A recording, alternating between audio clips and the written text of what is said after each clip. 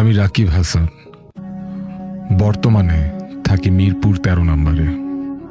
সময়টা তখন ২০১১ সালের নভেম্বর মাস। আমি আমার পরিবারের সাথে থাকি জামালপুরের মাদারগঞ্জ থানার একটি গ্রামে। আমাদের গ্রামে তখনও বিদ্যুৎ আসেনি। ঘটনাটা আমার দাদুকে ঘিরে। তিনি ছিলেন গ্রাম্য মাতব্বর, তার পাশাপাশি আবার কবিরাজিও করতেন।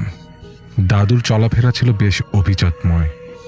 তার হাতে সবসময় দেখতাম চেইনের ঘড়ি, চোখের সোনালি ফ্রেমের গোল গোল চশমা, এবং শীতকালে সবসময় কাঁধে দেখতাম কাশ্মীরি এক বিশাল শাল।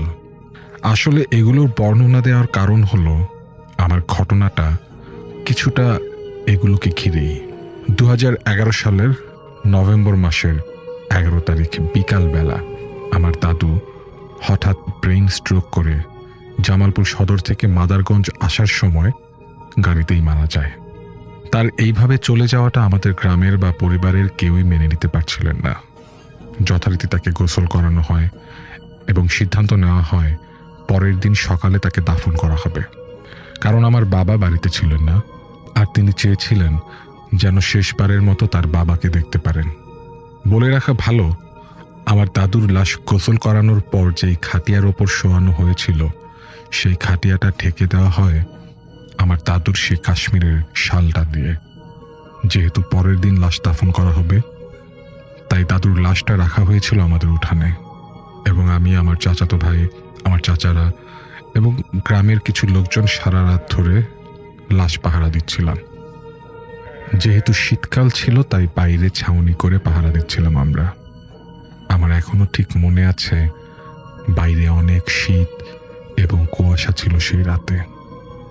রাত তখন ৩টা কি ৪টা হবে।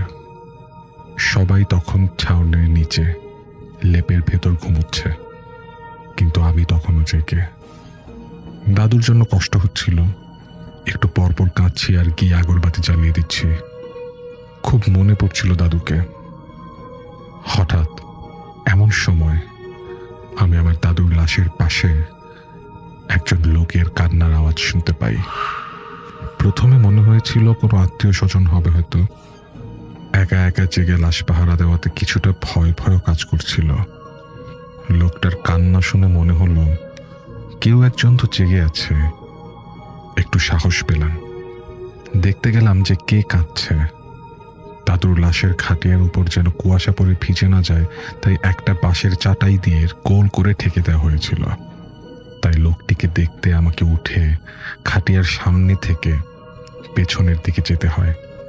আমি উঠে পেছনের দিকে যেতেই দেখতে পেলাম লোকটাকে। সে স্পষ্ট গলায় আমাকে বলল, কে রাকিব দাদু ভাই? আমি একটু অবাক হলাম, কারণ লোকটাকে আমি আগে কখনো দেখিনি, চিনিও না। তার উপর সে আমাকে তখনও দেখতেও পাইনি। না দেখেই আমার নাম ধরে ডাকলো ভেবে ভয়ও পেলাম একটু। পরে মনে হলো সে আমাকে চিনে হয়তো বা, আমি হয়তো তাকে চিনি না। আমি শুধু তার কথার উত্তর দিয়েছিলাম আর কিছু বলিনি তাকে। চেয়ে দেখলাম লোকটা বেশ পুরো, মুখে লম্বা লম্বা সাদা দাড়ি, পরনে সাদা লম্বা পাঞ্জাবি, আর তার চেহারাও ছিল বেশ ফর্সা। যাই হোক, বেশিক্ষণ তাকায়নি তার দিকে। চলে এসেছিলাম সেখান থেকে এবং ছাউনির ভেতরে এসে ঘুমিয়ে পড়েছিলাম একটা সময়। তারপর সকাল হলো। 11টার দিকে জানাজা হবার কথা হলে অনেক লোকজন আসার কারণে দাদুর জানাজা হতে হতে প্রায় 11:30 বেজে যায়। অনেক ঘটনার পর তারপর দাফন কাজ সম্পন্ন করা হয়। ওইদিকে আমার বাবা তখন এসে পৌঁছাননি কাজের কারণে। সেদিন রাত প্রায় 12টার দিকে আমার বাবা আসেন। তিনি দাদুকে আর দেখতে পাননি। বাবা এসে অনেক কান্নাকাটি করলেন। আমি এবং আমার বাবা, মা, আমার ছোট কাকা সবাই দাদুর কবরের পাশে গেলাম রাতে কবর জিয়ারত করতে। জিয়ারত শেষে হঠাৎ আমার চোখ যায় কবরের পাশে একটা আম গাছের দিকে। দেখি রাতের সেই লোকটা ওইখানে দাঁড়িয়ে তাকিয়ে আছে আমার দিকে। কেমন জানি একটা কষ্টের ছাপ তার মুখে।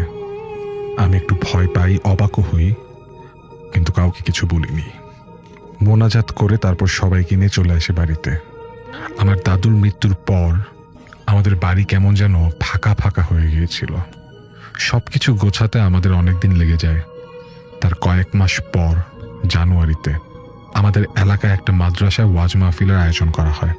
আসলে মাদ্রাসাটা ছিল আমার বাসা থেকে একটু দূরে, তো আমি এবং আমার একটা ভাতিজা মিলে প্ল্যান করি আমরা সেখানে যাব।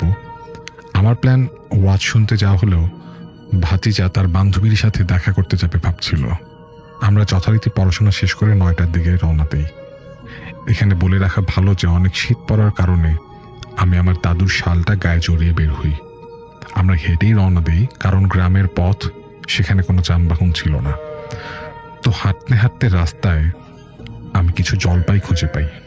আমি ভাতিজা সুজনকে ডাক দিয়ে বললাম, দেখ জলপাই, চল কুড়াই, খেতে খেতে যাব। তখন সুজন বলে কয়েকটা নিয়ে যাবে ওর বান্ধবীর জন্য। তো আমরা দুইজন জলপাই কুড়োতে কুড়োতে একেবারে জলপাইয়ের গাছের নিচে চলে যাই। জলপাই গাছটা ছিল বেশ পুরনো এবং অনেক মোটা। একদিকে আমি জলপাই কুড়াচ্ছি আর সুজন আমাকে লাইট মেরে আলো দেখাচ্ছে। হঠাৎ সুজন আমাকে বলে ওঠে, চাচা চলো জায়গা এখান থেকে। আমি বললাম, কেন, জলপাই নিবি না?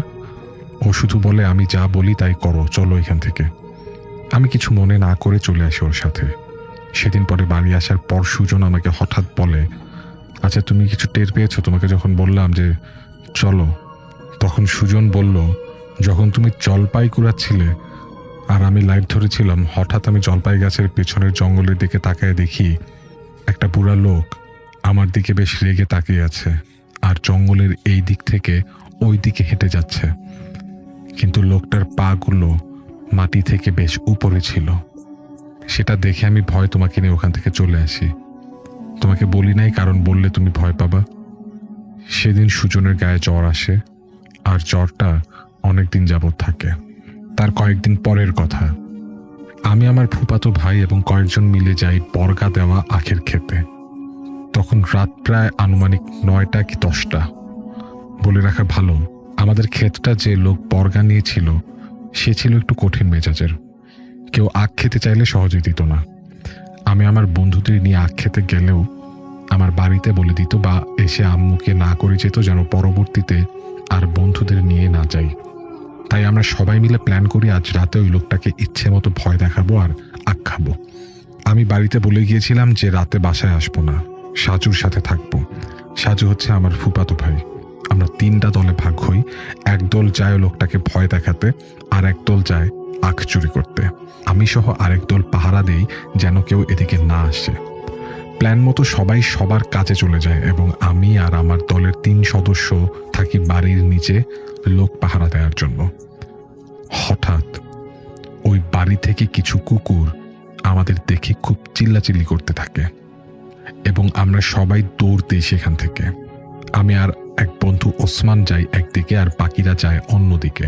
হঠাৎ ওসমান একটা গাছের শিকড়ের সাথে পা লেগে পড়ে যায় এবং আমি দৌড়ে একটু সামনে চলে যাই। আমি ওর জন্য একটু দাঁড়াই।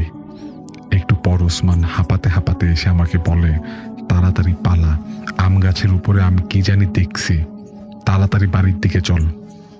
তারপর আমরা দুজন বাকিদের কথা না ভেবে যার যার বাড়ি চলে যাই।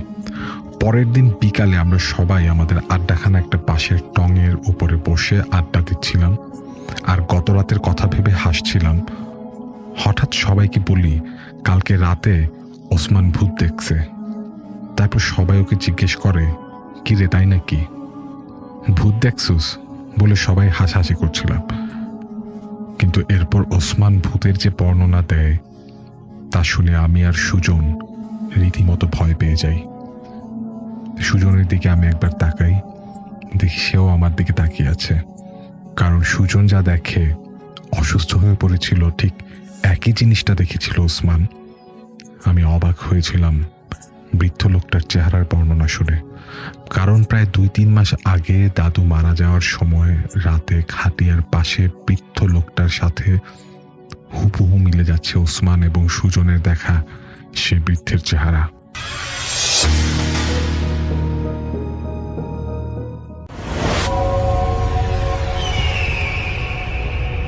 প্রিয় লিসেনার্স, আসসালামু আলাইকুম। আমি আফনান, আশা করি সবাই ভালো আছেন, সুস্থ আছেন। এখন যে ঘটনাটি আপনাদের সাথে শেয়ার করবে তার নাম সাইফুল্লাহ। ওনার বাড়ি কুমিল্লা জেলার দাউদকান্দি উপজেলার গৌরীপুর ইউনিয়নের পেন্নাই গ্রামে। পেন্নাই গ্রামটা বেশ কয়েক ভাগে বিভক্ত, উত্তর পেন্নাই, দক্ষিণ পেন্নাই, পূর্ব পেন্নাই, এরকম আর কি। ওনার যে বাড়িটা, এটা কোন পেন্নাই উনি সঙ্গত কারণে বলেন নাই, এটা গোপন রাখতে চেয়েছেন। ওনার জন্ম 1999 সালের জানুয়ারি মাসের 18 তারিখ সোমবার। সময়টা ছিল শেষ রমজান। ওই দিন সন্ধ্যার পর পবিত্র ঈদ উল ফিতরের চাঁদ দেখা যায়। পরের দিন রোজার ঈদ অর্থাৎ ঈদ উল ফিতর।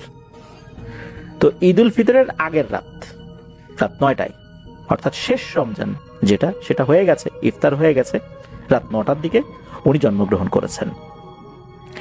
জন্মের সময় তারিখ স্পষ্ট মনে থাকার পেছনে কারণ এইটাই যে পরের দিন ঈদ উল ফিতর ছিল, তাই। উনি তো জন্মগ্রহণ করেছেন একটা বিশেষ সময়, সুন্দর একটি সময়, একটা পবিত্র রাতে। পরিবারে একটা আনন্দের বন্যা বয়ে যাচ্ছে।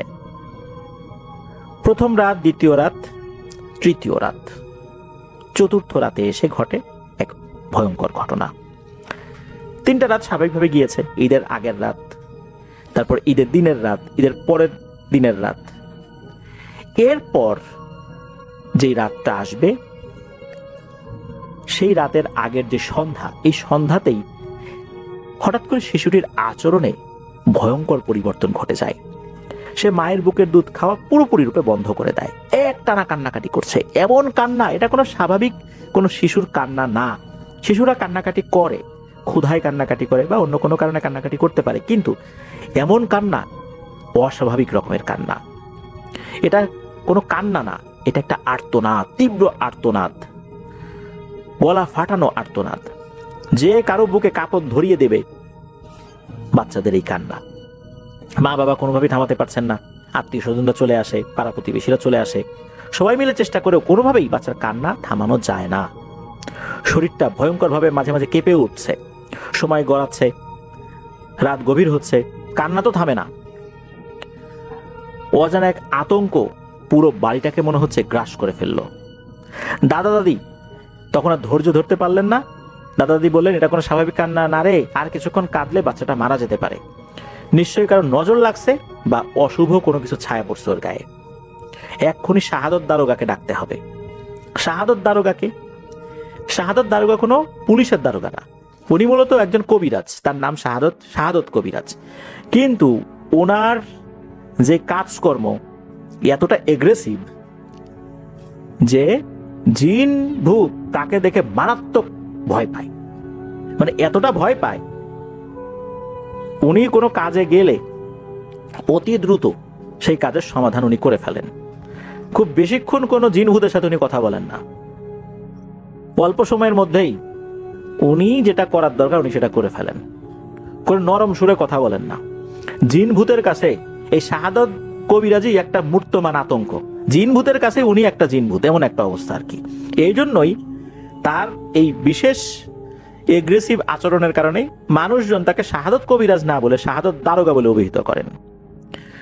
উনি প্যারানরমাল বিষয়ে বোঝা বা সমাধানের বিষয়ে আল্লাহর রহমতে যথেষ্ট দক্ষতা অর্জন করেছেন। বাড়ির একজন সদস্যকে পাঠানো হয় এই শাহাদত কবিরাজকে আনতে। তখন তো সবার হাতে মোবাইল ফোন ছিল না, টর্চ লাইট নিয়েই রওনা দিয়েছেন। ফোন করে আর জানাতে পারেন নাই শাহাদত কবিরাজকে যে শাহাদত কবিরাজ বাড়িতে আছেন কিনা, ওনারা আসছেন। আর শাহাদত কবিরাজের কাছেও তখন মোবাইল ফোন ছিল না। একটা রিক্সা নিয়ে যান, রিক্সার নিচে একটা হারিকেন ছিল, হারিকেনের টিমটিমে আলোতে পথ চলছিল, আর যিনি যাচ্ছিলেন তার কাছে তো টর্চ লাইট ছিলই। মোটামুটি শাহাদত কবিরাজের বাড়িতে অল্প সময়ের মধ্যে পৌঁছে যান। শাহাদত কবিরাজ তখন জেগেই ছিলেন। তো উনি ওনার বেশ কিছু উপকরণ নিয়ে আবার ওই রিক্সাতে রওনা দেন। কথা ছিল রিক্সাতে করে আবার তাকে পৌঁছে দিতে হবে। কবিরাজ আসেন, আসার পর উনি বলেন যে এই বাচ্চার উপর একটা শক্তি কাজ করছে না, অনেকগুলো শক্তি একসাথে কাজ করছে। উনি ঝাড়ফুঁক করলেন, রুকিয়া করলেন, আর এই সাইফুল্লাহ ভাইয়ের মা বাবাকে বলে দিলেন যে বাচ্চাকে কখনোই সন্ধ্যার পরে বাইরে নেবেন না, আর যখন আজান দেয় আজানের সময় ওকে বাইরে নেবেন না, আজান শেষ হয়ে গেলে নিতে পারবেন। খুব সাবধানে রাখবেন, সবসময় বাচ্চার সাথে কেউ না কেউ যেন থাকে। এখন তো কবিরাজকে বাড়ি পৌঁছে দেওয়ার পালা। আর তখনই আর একটা ভয়ঙ্কর ঘটনার সূত্রপাত ঘটে। সেটা হচ্ছে, যিনি নিয়ে আসছিলেন এই শাহাদত কবিরাজ বা শাহাদত দারোগাকে, তিনি আবার শাহাদত কবিরাজকে পৌঁছে দেওয়ার জন্য রিক্সা নিয়ে রওনা দিয়েছেন। 3 জন লোক, রিক্সা চালক, ওই পরিবারের একজন ব্যক্তি আর শাহাদত কবিরাজ। রাত তখন প্রায় 10টা কি 10টার বেশি বেজে গেছে, চারদিকে ঘোর অন্ধকার। তো ওই সময় কিন্তু রিক্সা চালানো হতো ওই হারিকেনের মিটিমিটি আলোতে। গ্রাম্য পথ, কাঁচা রাস্তা, গাছপালা দিয়ে ঘেরা। রিক্সা চলছে আস্তে আস্তে, চারপাশে নিস্তব্ধতা। হঠাৎ হঠাৎ কুকুরের ডাক আর ঝিঝি পোকার শব্দে কিন্তু নিস্তব্ধতাটা একটু কমে যাচ্ছিল। কিছুটা পথ আগানোর পরে শুরু হলো ভয়ঙ্কর ঘটনা। হঠাৎ করে রিক্সাটা ভারী হয়ে গেল। যিনি রিক্সা চালক কোনোভাবেই উনি রিক্সাটা টানতে পারছেন না। মনে হচ্ছিল পেছন থেকে কেউ রিক্সা টেনে ধরে রেখেছে। রিক্সাওয়ালা তার সিট থেকে নেমে পড়ে। নেমে সে দাঁড়িয়ে রিক্সার সামনের দিকে আগানোর চেষ্টা করে, তাও পারে না। এ পর্যায়ে রিক্সাওয়ালা রিক্সা থামিয়ে চারদিকে খুঁজে দেখতে থাকে যে ঘটনা কি, চাকার নিচে কিছু পড়লো না কি হলো, না কিছুই তো নাই। এদিকে হয় কি, ওই হারিকেনের যে আলো এটাও আস্তে আস্তে কমতে থাকে। রিক্সা চালক মনে করলেন যে হারিকেনে কি ঠিকঠাক মতো কেরোসিন তেল উনি ভরেছেন।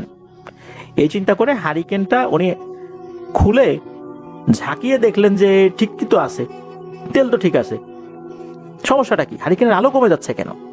তখন হারিকেনের আলোটা বাড়ানোর জন্য একটা ছোট্ট গোলাকৃতির চাকার মতো থাকে, একটা হুইলের মতো থাকে, ওটা দিয়ে কিন্তু হারিকেনের যে সলতে এটা বাড়ানো যায় কমানো যায়। উনি আবার সলতেটা একটু বাড়িয়ে দিলেন, এরপর দেখলেন যে আলো আবারও কমে যাচ্ছে। এই যে এত কিছু হচ্ছে, এই যে শাহাদত কবিরাজ বা শাহাদত দ্বারকা যিনি, উনি কিন্তু তেমন কিছু বলছেন না, ওনার কোনো ভাবান্তর নাই, উনি শুধু বিড়বিড় করে কিছু পড়ছেন।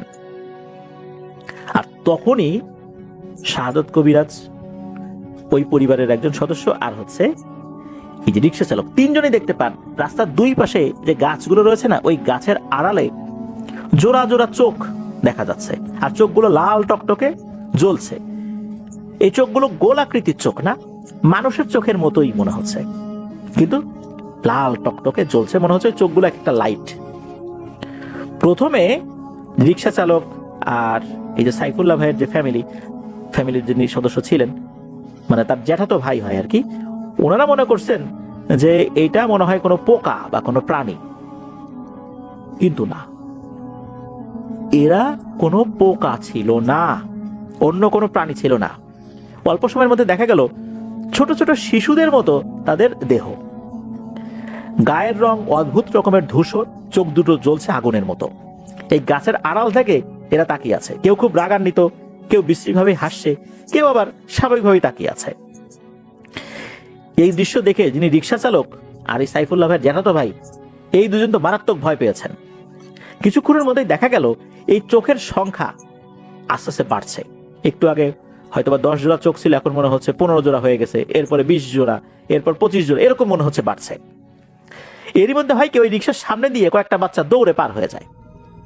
তারপর দেখা যায় যে গরুর বাছুরের মতো অবয়ব, যেগুলোর মাথা আবার মানুষের মতো, এগুলো লাফিয়ে লাফিয়ে চলছে। ব্যাঙ যেভাবে লাফায় ওইভাবে চলছে। রাস্তার এপাশ থেকে ওপাশ যাচ্ছে, আবার কোনোটা ওপাশ থেকে এপাশ আসছে, আবার কেউ কেউ সামনের দিকে চলে যাচ্ছে আর মাঝপথেই অদৃশ্য হয়ে যাচ্ছে। আর রাস্তার এপাশ ওপাশ থেকে খুবই বিশ্রীভাবে হাসির আওয়াজ শোনা যাচ্ছে। ভয়ঙ্কর এক গা ছমছমে পরিবেশ। আর কোনো এক অদৃশ্য কারণে এরা একদম কাছ থেকে এসে কোনো ক্ষতি করতে পারছে না, তাদের শরীরে হিট করতে পারছে না, কিছুটা দূরত্ব বজায় রেখেই ভয় দেখাচ্ছে। এরপর শুরু হলো আগুনের খেলা। 3টা আগুনের কুণ্ডুলি তাদের ঠিক মাথার উপর দিয়ে ভোঁ করে উড়ে গেল। এটা তাপ ছিল এতটা ভয়ঙ্কর যে মনে হচ্ছে তাদের শরীরে আগুন ধরে যাবে, এতটা তাপযুক্ত এই আগুনের কুণ্ডলি। তখন ছিল শীতকাল, জানুয়ারি মাসের ঘটনা, তো শীতকাল ছিল। জানুয়ারি মাসে কিন্তু বাংলাদেশের প্রেক্ষাপটে খুব ঠান্ডা থাকে আর কি। তাদের শরীরগুলো ঘেমে একদম একাকার। এই রিক্সা চালক, এই সাইফুল্লাহ ভাইয়ের জ্যাঠাতো ভাই, এই 2 জনই এই কবিরাজের 2 হাত চেপে ধরে রেখেছে। কিছুক্ষণ পর কবিরাজ বললেন, আরে ডরাইও না, আল্লাহ আছেন আমাদের সাথে, চুপ থাকো, দেখো এখন কি হয়। ওদেরকে ডাকছি, খালি এখন দেখো খেলতামাশা কি শুরু হয়। কিছুক্ষণের মধ্যে দেখা গেল যে আরো কয়েকটা আগুনের কুণ্ডলি কোত্থেকে যেন চলে আসছে। এগুলো আবার ধানি জমির উপরে গিয়ে মিলিয়ে গেল।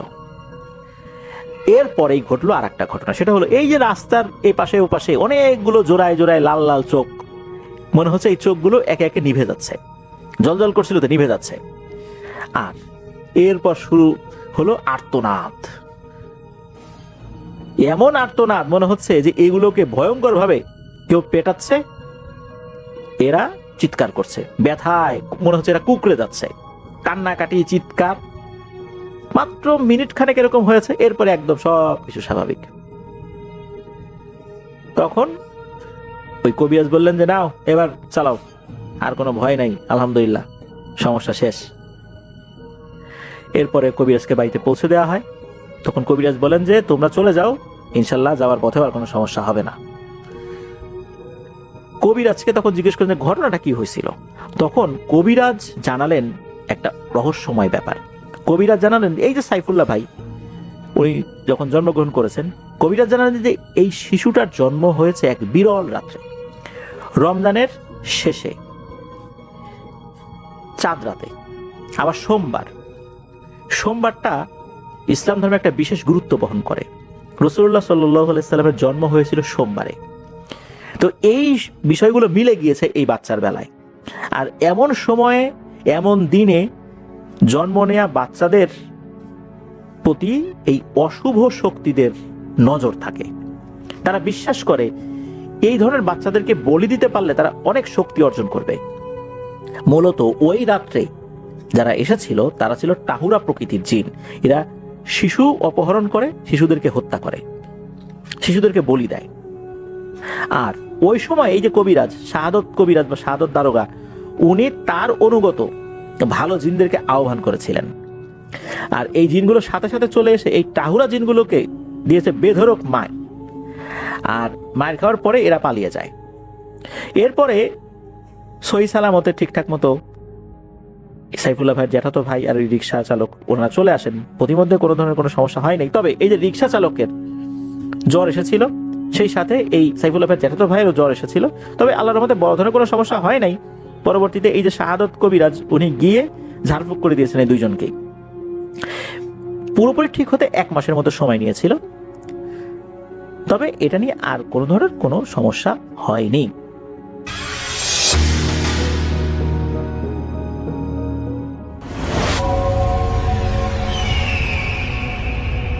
যে ঘটনাটি আমাদের সাথে শেয়ার করেছেন মনসুর উদ্দিন সংযুক্ত আরব আমিরাত থেকে, এবং তিনি কোনো একটি জায়গায় বসবাস করেন, স্পেসিফিক লোকেশন তিনি দিতে যাচ্ছেন না, মানে নির্দিষ্ট লোকেশন তিনি দিতে যাচ্ছেন না। তবে যেখানে তিনি যে প্রভিন্সে বা যেখানে তিনি বসবাস করেন সেই জায়গাটা ডেভেলপিং একটা জায়গা, সেটা আবার উন্নতি হচ্ছে সেই জায়গায়। এবং অনেক আমাদের দেশি মানুষ, বাংলাদেশি মানুষ এবং অন্যান্য আমাদের সাউথ এশিয়ানরা বসবাস করেন সেখানে। বেশ অনেক রকম কাজই করেন তারা, বিভিন্ন রকম প্রফেশনের সাথে যুক্ত।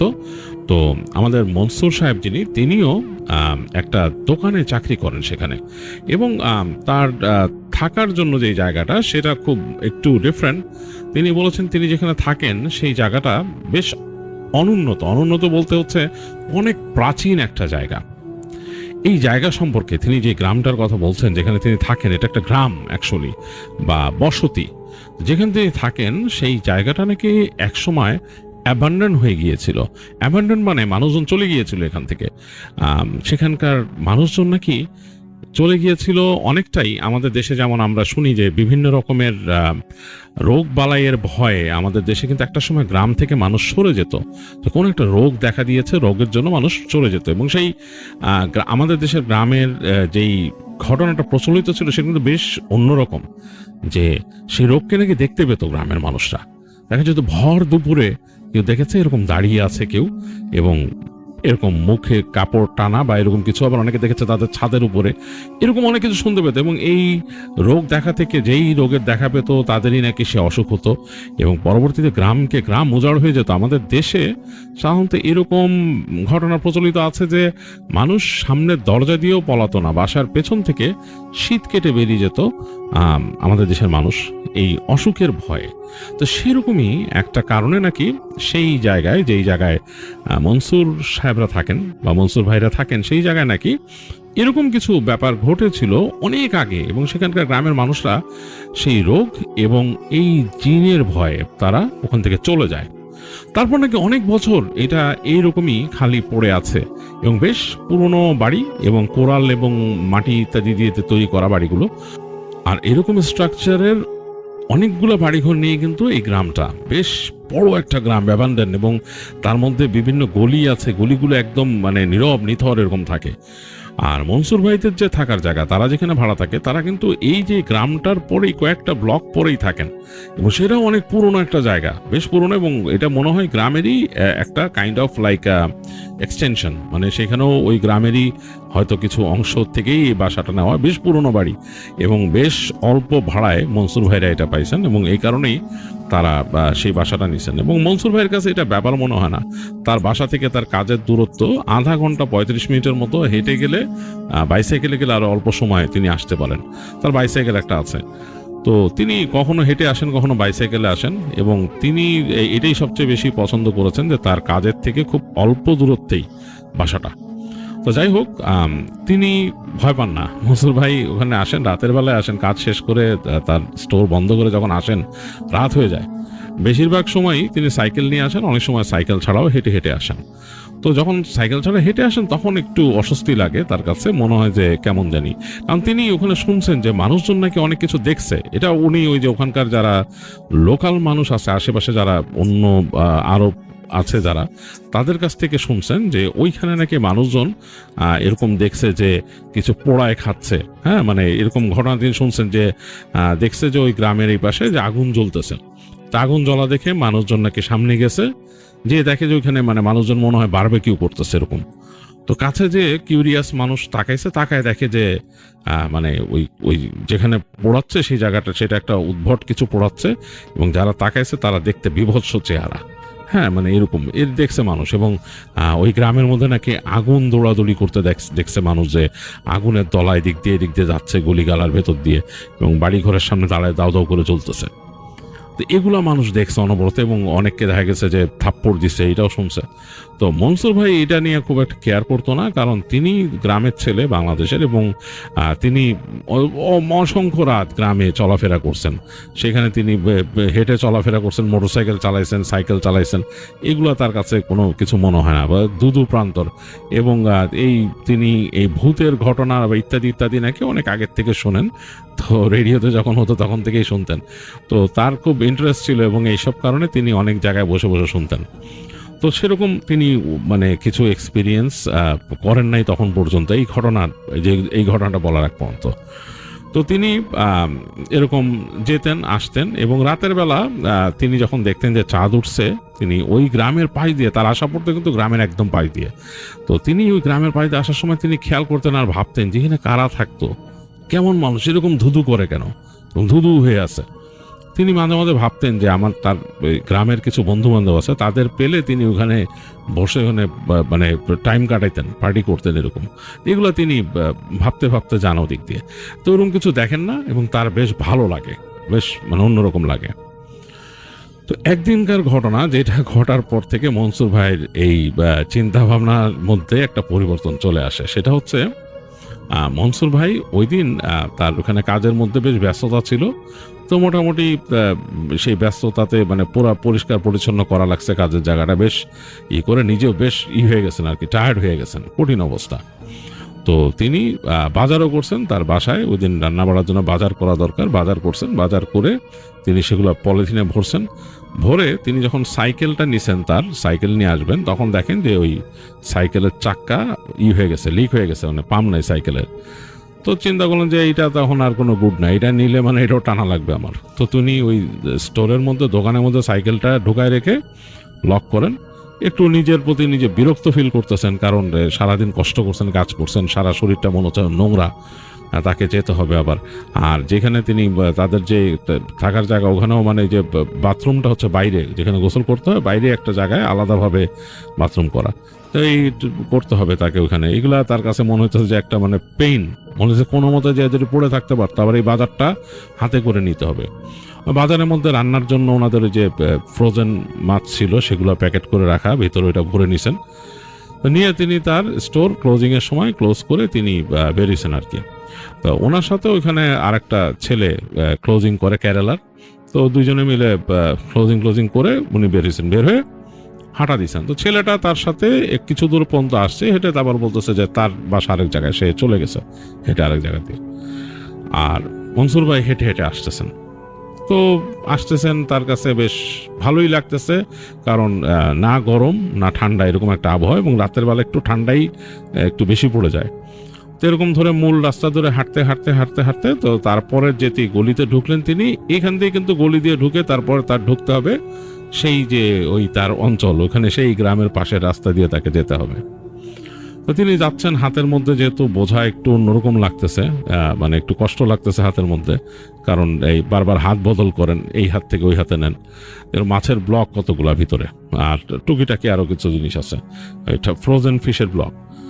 তো এগুলা তিনি এক হাত থেকে আরেক হাতে নেন, আবার হাঁটতেছেন আর যাচ্ছেন। তো এক সময় তিনি ওই গ্রামের পাশ দিয়ে আসলেন আর কি, এসে তিনি যাচ্ছেন।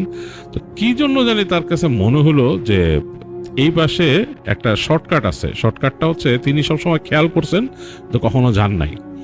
তিনি খেয়াল করছেন যে তিনি যদি এইখানে একটা গলি দিয়ে গিয়ে ওই গ্রামের ঘরবাড়ির ভেতর দিয়ে একটা জায়গা আছে গলি, তিনি ওইটা দেখছেন আগে, যে এই গলি দিয়ে যদি যে তিনি বা দিয়ে কেটে ডান দিক দিয়ে বেরোলে একদম কিন্তু তার বাসার পাশের অংশটাতে যে তিনি উঠবেন।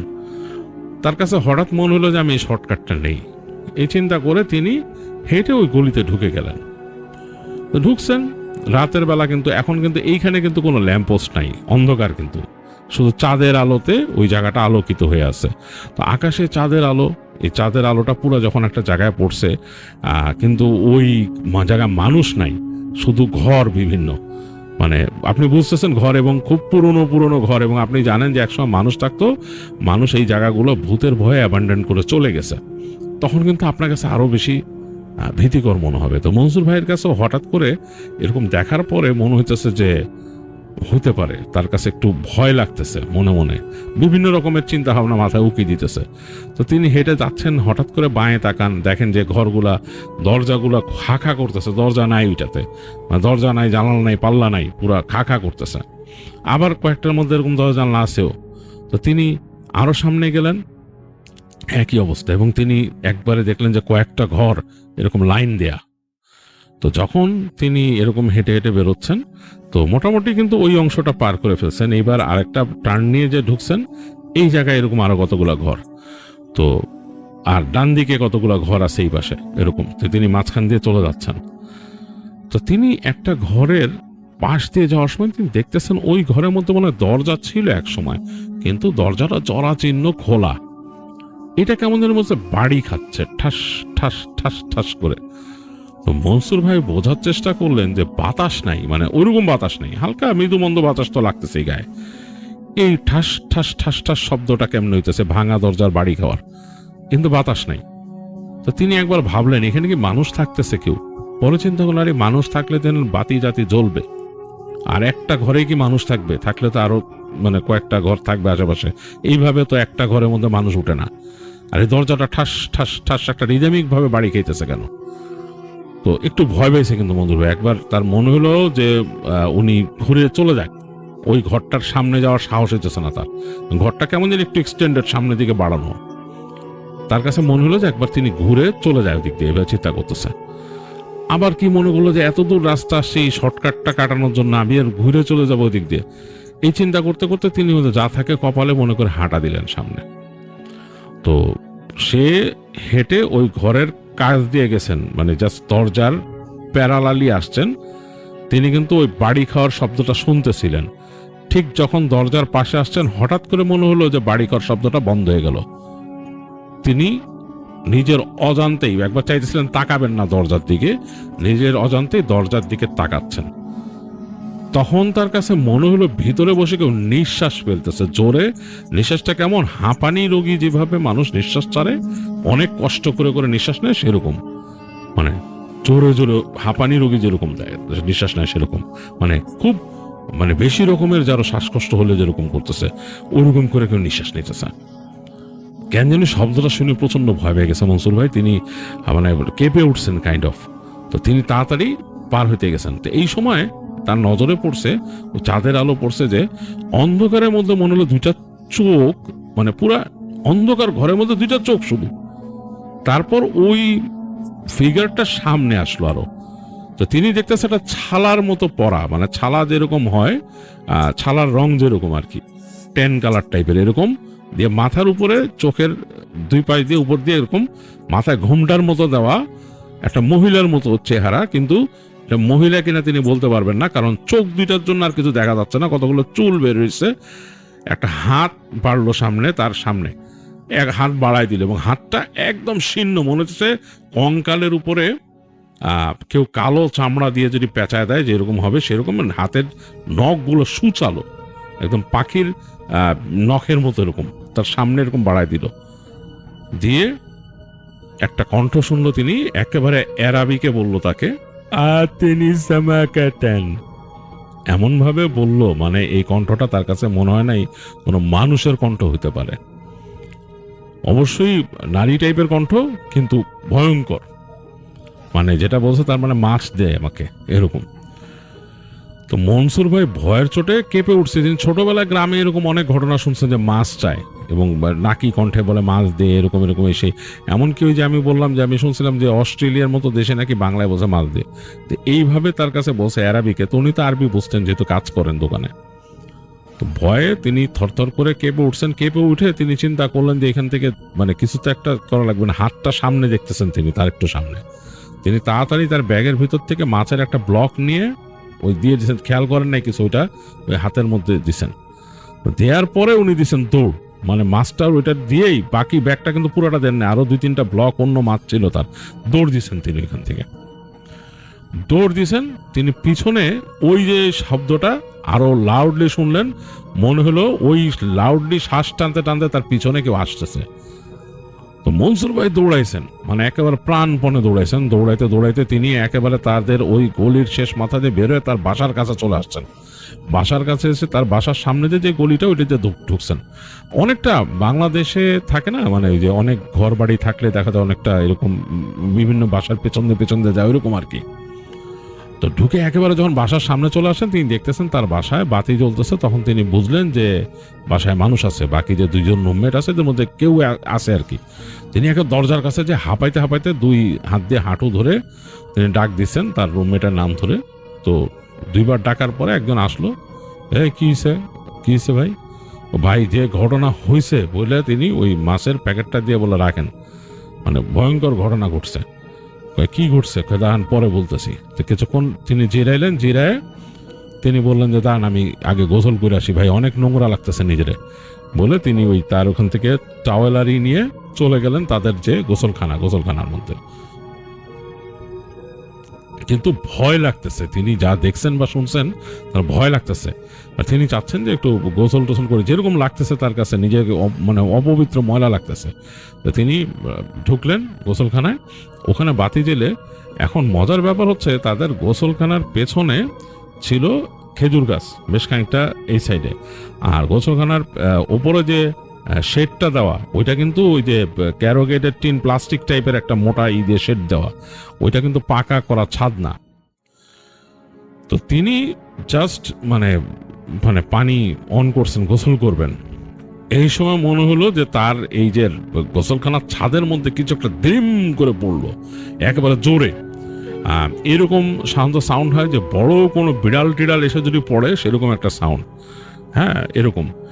আর খুব অস্পষ্টভাবে ভাঙা নারীর গলায় জানি কি বললো এখানে, এবং তার যে ওই যে গোসলখানার যে দরজাটা ছিল দরজাটার মধ্যে জোরে মনে হলো কেউ একটা ঠাম করে মারলো, এবং সাথে মানে হাতে নখ থাকলে যেরকম স্ক্র্যাচ করে যায় সেরকম শব্দ হলো। তো মনসুর ভাই তো প্রচন্ড ভয় পেয়ে গেছে, মানে সে জাস্ট পানি অন করে গায়ে একটু ঢালছিল পানি, ভয়ে মানে ওখান থেকে বেরোবে কিনা তাও বুঝতেছে না, আবার ওখানে থাকতেও পারতেছে না ভয়ের চোটে। তো তিনি তাড়াতাড়ি মুখে ওই অবস্থায় তিনি মনে মনে দোয়া পড়া শুরু করলেন এবং কোনো মতে গায়ে পানি ঢেলে তিনি বেরোনোর প্রিপারেশন নিলেন। আর তার কাছে মনে হচ্ছে যে তার এই গোসলখানার আশপাশে ওই খারাপ জিনিসটা আছে। তো তিনি কোনো মতে যে লুঙ্গি, শুকনা লুঙ্গি পরে ভিজা লুঙ্গি হাতে নিছে, কাঁধের মধ্যে তিনি ওই টাওয়াল যেটা ছিল ওইটা নিয়ে দরজা খুললেন। এবং দোয়া পড়তেছেন আর দরজা খুললেন। তারপর দোয়া পড়তে পড়তে তিনি ডাক দিলেন রুমমেটের নাম ধরে ডাক দিলেন। তো রুমমেট একটু পরে বের হয়ে আসলো এখান থেকে। তার আসলে কি হয়েছে তিনি বললেন যে ভাই রে ভাই আমার সাথে চলেন, বলে রুমমেট তাকে নিয়ে গেল ওইখানে রুমে। তো ঢুকে তিনি তাড়াতাড়ি রুমমেটকে বললেন যে ভাই এইখানে ভাই ভয়ঙ্কর অবস্থা। বলে কি? বলে যে এরকম আজকে দেখছি, একটু আগে আমার সাথে এরকম হলো। তো রুমমেট শুনে বললো যে আসলে তো ওই জায়গা সম্বন্ধে অনেক কথা শোনা যায়, যদিও আমরা দেখি না, কিন্তু মানুষজন তো বলে, হ্যাঁ মানুষজনের কাছে অনেক এরকম কথা ওই জায়গা সম্বন্ধে প্রচলিত আছে, কি করবেন? তো বলে যে এই তো বলে যে আপনারা মনে হয় ভয় দেখাইছে বা কিছু বা সেই তো, যাক আমি দোয়া পড়ে দিই, আপনারে ফু দিয়ে দিই। তো তাদের আরেক রুমমেটও আসলো একটু পরে। আসার পর সে শুনেও বললো যে যাক রাত্রেবেলা দোয়া দুরুদ পড়েই করবো। তো ওই দিন তিনজনে মিলে তারা গেছে রান্নাঘরে, কারণ রাতের বেলা তো তিনজনে মিলে রান্না করতে গেছে। বাকি যে মাছের যে ব্যাগ নিয়ে আসছিল তাদের আরো কয়েকটা ব্লক ছিল, সেগুলা তাদের ফ্রিজে রাখছে, আর ওই একটা মাছের ব্লক বের করে তারা রান্না করতে গেছে। তো রান্না করতে যাওয়ার সময় তারা শুনতেছে তাদের যে রান্নাঘরের পিছনে ভয়ঙ্কর ভাবে বিড়াল ডাকতেছে, মানে বিড়ালের ভয়ঙ্কর ডাক, সাধারণভাবে ডাকে না, বিড়াল রাগ করলে যেভাবে ডাকে সেইভাবে ডাকতেছে, মানে একদম অন্যরকম কণ্ঠ। তো তখন ওই মনসুর ভাই বলল রুমমেটকে যে ভাই এই বুঝছেন এটা কিন্তু স্বাভাবিক না, এটা স্বাভাবিক কোনো বিড়ালের ডাক না। তো তখন রুমমেট বলল যে ভাই রান্না শেষ হইলে আমরা কয়েকটা পিস ওখানে রাখা শুনে ওই যে বাইরে যে খেজুর গাছের গোড়ায়। তো বললো যে আচ্ছা ঠিক আছে। তো তার আরেক রুমমেট বললো ভাই রান্না শেষ হওয়ার কারণ তো আর লাগবো কেন, আপনি এমনি রেখে আসেন। যে তখন বললো যে এটা একটা ব্লক দিছি, মনসুর ভাই বলছে ব্লক দিছি, তারপরও তো তার মিটে নাই, সে তাই সেরকম ডাকতেছে, সে সবই চাইছিল আপনার কাছে, কি করবেন, দোয়া পড়েন, দোয়া পড়ে আসেন আমরা যে রেখে আসি। তো তারা ওই মাছগুলা তখন কেবল জাস্ট ভাজি করছিল, সেখান থেকে তারা 2 পিস মাছ নিয়ে ওখানে রেখে আসার পরে তারা ভিতরে ঢুকছে এবং দোয়া পড়তেছিল। তো যাক দোয়া পড়তে পড়তে ওই সময় বিড়াল কিন্তু তারপরও ডাকাডাকি করছে অনেকক্ষণ। তো পরদিন যে দেখে যে ওই মাছের টুকরা নাই কিন্তু ওইখানে, তারা পরদিন দেখছে রাতের বেলা তাদের কাছে অনেক ভয় লাগছে, শুইতে মনে হয়েছে যেরকম। মনসুর ভাই এরপর থেকে আর ওই রাত্রেবেলা আসতেন না একলা। মনসুর ভাই ওই যে তার রুমমেট যে অন্য একজন আছে তার সাথে আগে যোগাযোগ করতেন, করে তার সাথে মিট করতেন, তারপর দুইজন মিলে আসতেন ওখান দিয়ে। আর ওই শর্টকাট রাস্তা নেওয়ার তো প্রশ্নই আসে না, ওদিক দিয়ে আর আসতেন না তিনি। তো এরপর আর ওরকম ভয় পান নাই এরকম। তবে তিনি শুনছেন যে ওইখানে আরেক বাঙালি ভাই আছে, তারা থাকেন একটা বাসায় এরকম তাদের মতোই। তো ওই বাসায় নাকি তাদেরকে ওই বলছে, প্রায় এসে বলে যেখান থেকে ভাগ, আরবিতে বলে তাদেরকে এখান থেকে ভাগ বলে ক্যাক ক্যাক ক্যাক ক্যাক করে হাসে বাসার পিছনে, ঠিক তাদের বাসার পিছনে হাঁটাহাঁটি করে আর বলে, প্রায় এরকম শুনে এখান থেকে ভাগ বলে ক্যাক ক্যাক ক্যাক করে হাসে, এবং অনেক সময় জানালা নক করে যায় বাসার।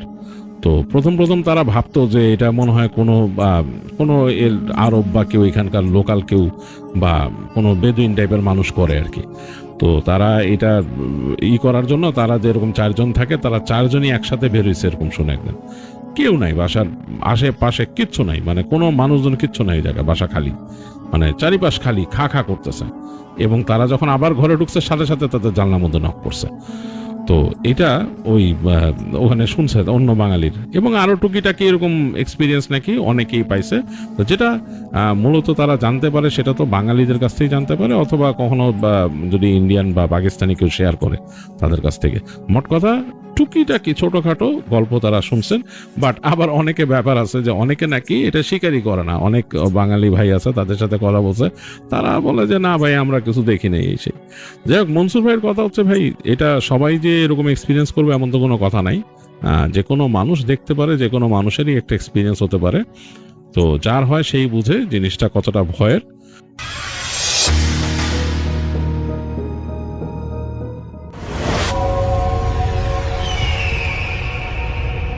এখন যে ঘটনাটি আপনাদের সাথে শেয়ার করবে তার নাম মোহাম্মদ মাহির আহমেদ সাইদ। উনি বর্তমানে রয়েছেন মালয়েশিয়াতে। ওনার দেশের বাড়ি নারায়ণগঞ্জ জেলার বন্দর উপজেলার ধামগড় ইউনিয়নের কোনো একটি গ্রামে। সঙ্গত কারণে ওনার গ্রামের নামটি উনি উল্লেখ করেন নাই। ঘটনাটি এখন থেকে প্রায় 15 বছর আগে ঘটেছিল। তখন উনি ক্লাস 4-এ পড়তেন। আমাদের দেশে স্কুল যেই সময়টাতে ছুটি থাকে, বিশেষ করে এরকম কয়েকটা সময় থাকে, গ্রীষ্মকালীন ছুটি পাওয়া যায়, শীতকালীন ছুটি পাওয়া যায়। তো এরকম গ্রীষ্মকালীন ছুটিতে উনি 7 দিন থেকেছিলেন নানার বাড়িতে। এরপর উনি নিজের বাড়িতে আসেন। আসার পর উনি আরো খুশি হন, কারণ ওনার মেজ ফুপু তখন ওনাদের বাড়িতে বেড়াতে এসেছেন। ওনার মেজ ফুপু ওনাকে খুবই স্নেহ করেন, ভালোবাসেন। উনিও মেজ ফুপুকে খুব ভালোবাসেন। উনি যখন আসলেন তখন দেখলেন যে মেজ ফুপু অন্যান্য সময় তাকে দেখে, অর্থাৎ এই সাইদ ভাইকে দেখে যেরকম খুশি হয়, আবেগ আপ্লুত হয়ে যায়, জড়িয়ে ধরে, এবার মনে হলো কেন যেন এতটা ভালোবাসা উনি দেখালেন না। ওনার চেহারাটা বেশ মলিন, ওনার মুখে অতটা আনন্দ এখন নেই যেরকমটা আনন্দ উনি পূর্বের বিভিন্ন সময় দেখেছিলেন। কিছুটা উনি হোঁচট খেয়েছিলেন যে ফুপু আগের মতো কি আমাকে আদর করে না। তবে পরবর্তীতে বিষয়টা উনি আর মাথায় রাখেন নাই, ভুলেই যান। মনে হলো যে ফুপু অসুস্থ, এই কারণেই হয়তো এরকম করে নাই, এরকমটাই উনি চিন্তা করেছেন। ফুপুর সাথে রাতের বেলা ঘুমানোটা এটা ওনার একটা অভ্যাস হয়ে গিয়েছিল। ছোটবেলা থেকেই ফুপুর সাথে রাত্রে ঘুমাতেন। তখন ক্লাস 4-এ উঠেছেন, খুব তো বেশি বড়ও না। উনি ফুপুর সাথে রাতের বেলা ঘুমাবেন, কিন্তু কেন জানি এই সাইদ ভাইয়ের মা বাবা এই জিনিসটা মেনে নিচ্ছেন না। ওই সময় সাইদ ভাইকে বোঝাচ্ছেন, বাবা ফুপু অসুস্থ, ফুপুর শরীরটা ভালো না, ওনাকে একা একা থাকতে দাও, তুমি আমাদের সাথে আসো। কিন্তু এই সাইদ ভাই তো নাছর বান্ধা, উনি তো পূর্বের যে অভ্যাস, এই অভ্যাস উনি ধরে রাখবেন এরকমই চিন্তা করেছেন। আর ফুপু এতদিন পর আসছেন, তার সাথে দেখা, ফুপুকে তো উনি ছাড়বেন না। ওনার মা বাবা অনেক চেষ্টার পরও যখন এই সাইদ ভাইকে নিতে পারলেন না, কি আর করা, রেখে দিলেন। তবে দুজনের কপালেই চিন্তার ভাঁজ পড়েছিল, যেটা কিন্তু সাইদ ভাই ওই বয়সেই বুঝতে পেরেছিলেন। কিন্তু কেন এমনটা হলো এটা বুঝতে পারেন নাই। ছোট মানুষ, এসব বিষয়ের খুব একটা পাত্তা দেন নাই। যাই হোক, ফুপুর সাথে গল্প গুজব করে ঘুমিয়ে গেছেন। রাত কয়টা বাজে ওনার ঠিক মনে নাই, আনুমানিক রাত 2টোর মতো হবে। ওনার ঘুমটা হঠাৎ করে ভেঙে যায়। মনে হলো খাটের উপর ঝাঁকুনি হচ্ছে আর কর্কশ কিছু আওয়াজ শোনা যাচ্ছে। উনি তড়িঘড়ি করে উঠে বসলেন। ঘরে ডিম লাইটের আলো ছিল, ওই আলোটা মোটামুটি ভালো স্পষ্ট ছিল। ওই আলোয় সাইদ ভাই স্পষ্ট দেখতে পারলেন যে ফুপু খাটের উপর বসে আছে, চুলগুলো এলোমেলো, আর ফিস ফিস শব্দ করে কি যেন বলছে। আর পুরো রুমটা কাঁচা মাছের দুর্গন্ধে ভরে গেছে একদম। উনি এটা দেখে জোরে জোরে ওনার আব্বু আম্মুকে ডাকাডাকি শুরু করছেন। কিছুক্ষণের মধ্যেই ওনার আব্বু আম্মু চলে আসলো। দরজাটা ভেতর থেকে কিন্তু বন্ধ ছিল না, খোলাই ছিল ভেতর থেকে, যার কারণে সহজেই চলে আসতে পারলেন। এরপর ওনার আব্বু আম্মু এসে রুমের লাইট জ্বালালেন।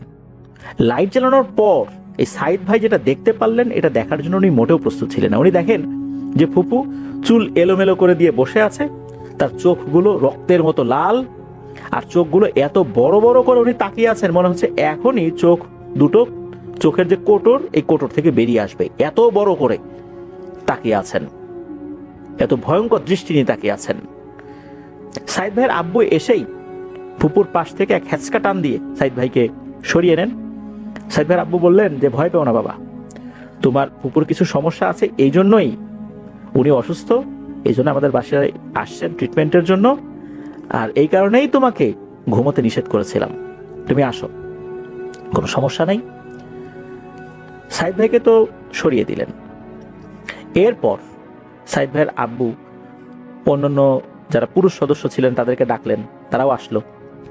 তারা আসার পরও একই দৃশ্য দেখলো যে একই রকম ভাবে ভয়ঙ্কর দৃষ্টি নিয়ে সকলের দিকে তাকিয়ে আছে ফুপু, আর বিড়বিড় করে কি যেন পড়ছে, মাঝে মাঝে উদ্ভট রকমের অঙ্গভঙ্গিও করছে। সাইদ ভাই পরে জানতে পারলেন এই সমস্যাটা নাকি আরো 2 সপ্তাহ আগে থেকেই শুরু হয়েছে। আশেপাশে যে সমস্ত কবিরাজ ছিল তারা ট্রিটমেন্ট করেছে, কিন্তু কোনো লাভ হয় নাই। মূলত ভালো চিকিৎসার জন্যই ফুপু এই বাড়িতে এসেছেন 4 দিন ধরে। উনি তো নানার বাড়িতে ছিলেন, যার কারণে উনি বুঝতে পারেন নাই। এদিকে সাইদ ভাই ভয় পেতে পারেন, উনি ছোট মানুষ ছিলেন, তাই ওনাকে এই বিষয়ে বিস্তারিত কিছু জানানো হয়নি। যাই হোক, ওই রাত্রে এখন দাদা চাচা যারা আসছেন, এখন কি করবেন এত রাতের বেলা কবিরাজ কোথায় পাবেন? রাত তখন 2টোরও বেশি বাজে, সারা রাত তো এইভাবেই কাটাতে হবে। এই চিন্তা করছেন, এর ভিতরে ঘটে যায় আরেকটা ব্যাপার। সেটা হলো, যখনই সাইদ ভাইয়ের দাদা ফুপুর সামনে আয়াতুল কুরসি পাঠ করা শুরু করেছেন, তখনই ফুপু অকথ্য ভাষায় দাদা সহ সবাইকে গালিগালাজ শুরু করেছেন। আয়াতুল কুরসি পাঠ করতে গেলে ফুপু দাদার গলা টিপে ধরতে আসে। এসব দেখে সাইদ ভাই তো ভয়ে অজ্ঞান হবার উপক্রম। এভাবে আরো অনেকক্ষণ চলতে থাকে। ফজর আজানের পর ফুপু অজ্ঞান হয়ে মাটিতে লুটিয়ে পড়ে। ওই রাত্রে কেউই দু চোখের পাতা এক করতে পারেনি, কারোরই ঘুম হয় না গেল। পরের দিন সকালবেলা সাইদ ভাইয়ের দাদা ভালো একজন কবিরাজের উদ্দেশ্যে রওনা হলেন, আর দুপুর 12টার দিকে এক মধ্যবয়সী লোককে সাথে করে ওনাদের বাড়িতে এসে উপস্থিত হলেন। ফুপু তখন গভীর ঘুমে আচ্ছন্ন। সারা রাত তো ঘুমাতে পারেন নাই ফুপু, পোজেসড অবস্থায় ছিলেন। সকাল থেকে উনি ঘুমাচ্ছেন। কবিরাজ যেই না ফুপুর রুমে প্রবেশ করলো, ফুপু কিন্তু গভীর ঘুমে আচ্ছন্ন ছিলেন। কি হলো, হঠাৎ করে ফুপু ঘুম থেকে সোজা উঠে বসলো। মনে হলো উনি ঘুমের ভান করে পড়েছিলেন, উনি সব বুঝতে পারছিলেন। সোজা উঠেই বিকট শব্দে হাসাহাসি শুরু করলেন। আর কবিরাজকে এক পলক দেখেই কবিরাজের নাম ধরে বলতে লাগলো, কিরে আবু সালেহ, তুই এখানে কেন? কবিরাজ আবার বলে উঠে, তুই আমার নাম জানিস? আমার নাম ধরে বললি? তুই চিন্তা করছিস কি তুই আমার নাম ধরে ডাকলি দেখে আমি ভয় পেয়ে গেছি? এটা যদি ভেবে থাকিস তাহলে তোর ধারণা সম্পূর্ণ ভুল। এই কথা বলার পর কবিরাজ ফুপুর পাশে এসে দাঁড়িয়ে তার সাথে থাকা ব্যাগ থেকে কিছু একটা বের করেন। এটা মনে হলো যে গাছের শুকনো পাতা। এরপর একটা বোতল থেকে একটু পানি বের করলেন। সেগুলো একত্রে মিশিয়ে কি যেন পরে ফুপুর হাতের তালু এবং মাথায় দিয়ে দিলেন। ফুপু কিন্তু তখনও বিকট শব্দে হাসাহাসি করছেই, কবিরাজকে তুচ্ছ তাচ্ছিল্য করে বিভিন্ন কথা বলছে। কবিরাজ একটা পর্যায়ে এসে ফুপুর সাথে থাকা জিন, অর্থাৎ ফুপুর ভেতরে যে জিনটা ছিল তার সাথে কথা বলার চেষ্টা করে, কিন্তু কিছুতেই ওই জিনটা ওই কবিরাজের সাথে কথা বলতে চায় না। কি উদ্দেশ্যে এসেছে, কি আশয় বিষয়ে কিছুই বলতে চায় না। জিন কোনোভাবেই আসল কথা বলে না, খালি কবিরাজকে তুচ্ছ তাচ্ছিল্য করে কথাবার্তা বলে, গালিগালাজ করে। তবে একটা কথা বারবার কবিরাজকে উদ্দেশ্য করে ওই জিনটা বলছিল যে, তুই যদি আমার পথের কাঁটা হতে চাস তাহলে তুই তোর জীবন হারাবি। এই কথাই বারবার বলছিল। কবিরাজ উনি ওসবের পাত্তা না দিয়ে উনি ওনার মতো করে রুকিয়া করেই যাচ্ছিলেন। একটা পর্যায়ে এসে অবশ্য ফুপুর শরীর থেকে ওই জিনটাকে বের করতে সক্ষম হন। কবিরাজ যাওয়ার সময় বলে যান যে ফুপুকে আরো ভালো এবং অভিজ্ঞ কোনো আলেম বা রাকিকে দেখাতে হবে। আপাতত উনি যে কাজটা করেছেন এটা এ পর্যন্ত ঠিক আছে, তবে এটা সমাধান নয়। উনি ওই বাড়িটা বন্ধ করে দেন। এরপর উনি চলে যান। পরিবারের ভিতর কিন্তু আতঙ্ক থেকেই গেল। এরপর 2টা দিন তেমন কোনো সমস্যা হয় নাই, কিন্তু ওই রাতের পর থেকে, যেই রাতে ফুপুকে ওই ভয়ঙ্কর অবস্থায় দেখেছিলেন, এরপর থেকে কিন্তু এই সাইদ ভাই ফুপুর সাথে ঘুমানোর আর সাহস করেন নাই। আর এরপর থেকে কোনো রাতেই খুব একটা ভালো ঘুম ওনাদের কারোরই হচ্ছিল না। 6 দিনের মাথায় আবার শুরু হলো আর একটা সমস্যা। ওই দিন বিকেলবেলা দেখা গেল ফুপু ফ্রিজে রাখা কাঁচা মাছ মাংস খাওয়া শুরু করেছে। মাছগুলো ফ্রোজেন অবস্থায় রয়েছে, বরফের মতো শক্ত হয়ে আছে। ওইটার উপরে কামড় দিয়ে উনি খাবার চেষ্টা করছেন আর বলছেন, কতদিন খাই না রে, কতদিন খাই না এগুলা, এই বলে এগুলো খাওয়ার চেষ্টা করছেন। সাইদ ভাইয়ের আম্মু রান্নাঘর থেকে এসে দেখে ফুপুর এই অবস্থা, উনি এই কাণ্ড করছেন। উনি তো চিৎকার চেঁচামেচি শুরু করেছেন। ওনার চিৎকারে অন্য সদস্যরা চলে আসছেন, তারাও এসে দেখেন এই কাণ্ড। এই অবস্থায় ফুপু কি করেন, উনি ওই মাছ মাংস যেটা উনি হাতে রেখেছিলেন আর কি, ওইগুলো নিয়ে উনি মূলত যেই ঘরটাতে থাকতেন আর কি, ওনাকে যেই ঘরটাতে থাকার জন্য দেওয়া হয়েছিল ওই সময়, ওই ঘরে ঢুকে গিয়ে দরজা লাগিয়ে দেন। অন্য সদস্যরা দরজার উপরে নক করছেন, এই খোলো খোলো, কিন্তু ভেতর থেকে ভয়ঙ্কর আওয়াজে বলতে থাকে, খবরদার আমাকে বিরক্ত করবি না তোরা, আমি এখন এগুলো চিবিয়ে চিবিয়ে খাবো, আর যদি আমাকে বেশি বিরক্ত করিস তোদেরকেও কিন্তু চিবিয়ে চিবিয়ে খাবো। এরকম বিভিন্ন ধরনের কথাবার্তা বলছে। কেউ আর ভয়ে ফুপুকে ডাকার জন্য সাহস করছে না। সন্ধ্যার কিছুক্ষণ পর সাইদ ভাইয়ের আব্বু আসে। তো এরপর ওনার আব্বুকে পরিবারের অন্য সদস্যরা যখন সবকিছু খুলে বলেন, তখন ওনারা সবাই মিলে একটা সিদ্ধান্ত নিলেন যে এবার এমন কিছু করতে হবে যাতে করে এটার স্থায়ী সমাধান হয়। প্রতিনিয়তই তো ফুপুর অবস্থা আরো খারাপ হচ্ছে। কাঁচা মাছ মাংস তো আগে কখনো খায় নাই, এখন তো এগুলো খাওয়া শুরু করেছে। তার মানে হচ্ছে অবস্থা দিনকে দিন আরো ভয়াবহ হচ্ছে। এতদিন তো অনেক কবিরাজি দেখাইলাম, কাজ তো হয় না, স্থায়ী কোনো সমাধান তো হচ্ছে না। কি করা যায় স্থায়ী সমাধানের দিকে ওনারা যাওয়ার চেষ্টা করছেন। এই জন্য টুকটাক ঝাড়ফুঁক ওইভাবে ওনারা করাচ্ছিলেন না, কেননা ওতে কোনো সমাধান হয় না। যতবার করানো হচ্ছে এর পরের অবস্থা আরো খারাপ হয়, কয়েকদিন ভালো থাকে আরো খারাপ হয়।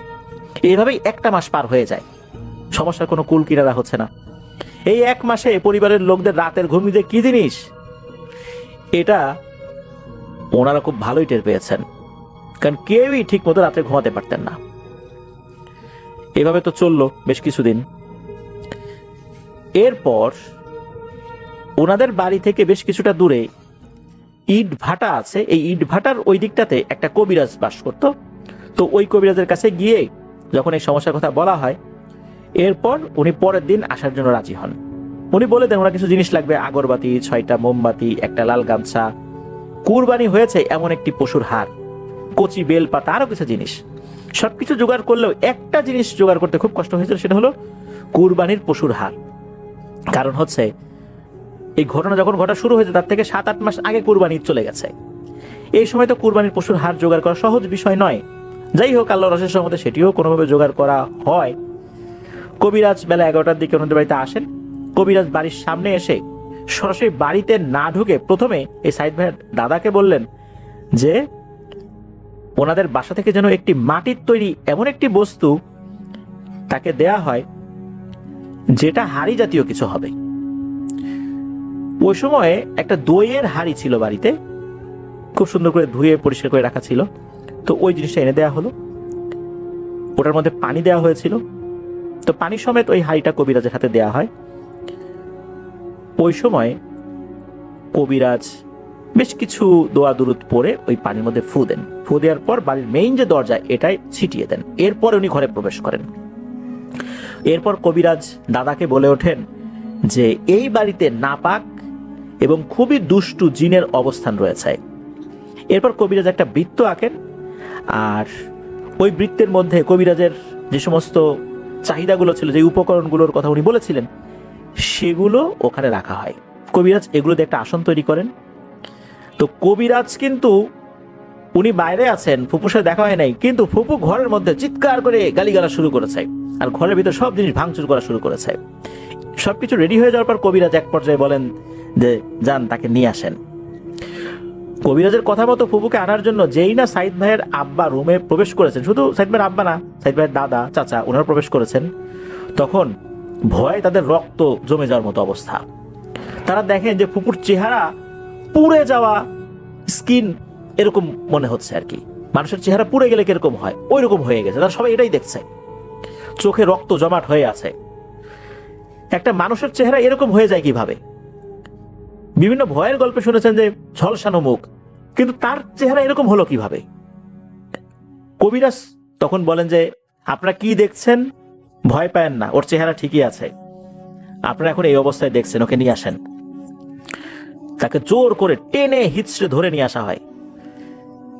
3-4 জন শক্ত সমর্থ পুরুষ মানুষ, তারাও ফুপুর সাথে পেরে উঠতে পারছিলেন না কোনোভাবেই। যখন ওই বৃত্তের মধ্যে আনা যাচ্ছিল না, এরপর কবিরাজ উঠে তার বোতল থেকে কয়েক ফোঁটা পানি ফুপুর দিকে যেই না ছিটিয়ে দিয়েছেন, এরপর মনে হলো ফুপু কিছুটা শান্ত হয়ে গেছে। তারপর তাকে টানতে টানতে এনে ওই আসনের মধ্যে বসানো হয়। ফুপু আসনে বসা মাত্রই কবিরাজ করেন একটা কাজ, সেটা হচ্ছে ফুপুর মাথার চুলের 3 দিক থেকে 3টা গিট দিয়ে দেন। এরপর কবিরাজ হাসতে হাসতে বলেন, তোর ক্ষমতা শেষ রে, তোর ক্ষমতা শেষ। আমি না চাইলে এখন কোনোভাবেই তুই এই শরীর থেকে আর বের হইতে পারবি না। আমি যতক্ষণ না পর্যন্ত এই চুলের গিট না খুলবো, তুই এই শরীরেই থাকবি। এরপর ওই কবিরাজ জিনের সাথে কথা বলা শুরু করে। এতদিন তো ওই জিন কিছুই বলতো না, এবার জিন বের হওয়ার চেষ্টা করেও ব্যর্থ হয়েছে। জিনকে যখন জিজ্ঞেস করা হয় কি কারণে এই মেয়েটাকে কষ্ট দিচ্ছে, এরপর জিন বলছে আমার ইচ্ছা, আমার ভালো লাগছে তাই। আমি রোজ তার বাড়ির পাশ দিয়ে কবরস্থানের সামনে আসা যাওয়া করি, ও আসতেছিল, দেখছি, ভালো লাগছে, পরে ধরছি, এটা আমার ইচ্ছা, আমার মন চাইছে তাই।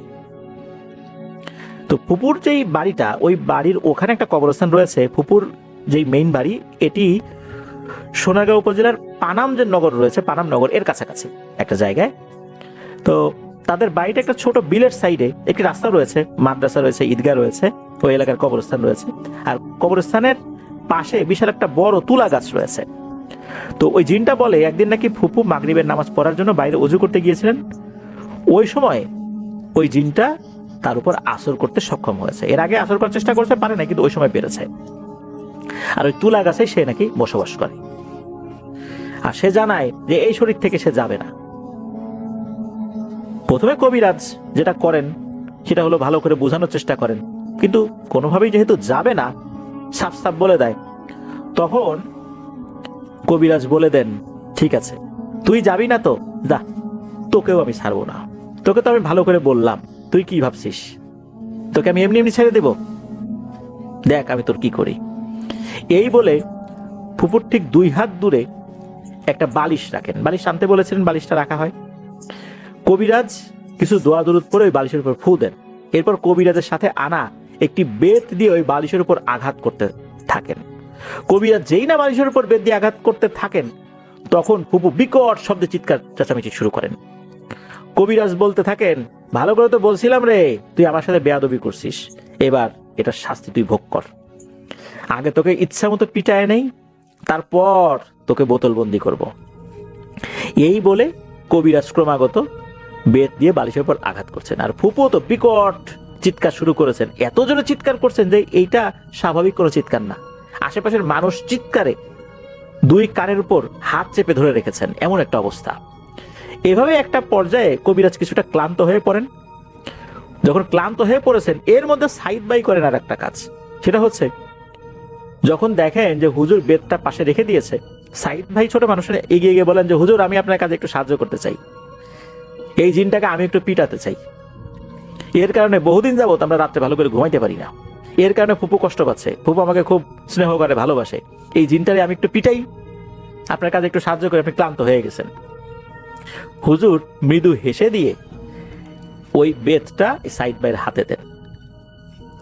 সাইদ ভাইও উনি ওনার রাগটা মিটাচ্ছেন সমানে, ওই বেতটা দিয়ে ওই বালিশের উপরে সমানে পেটানো শুরু করেছেন।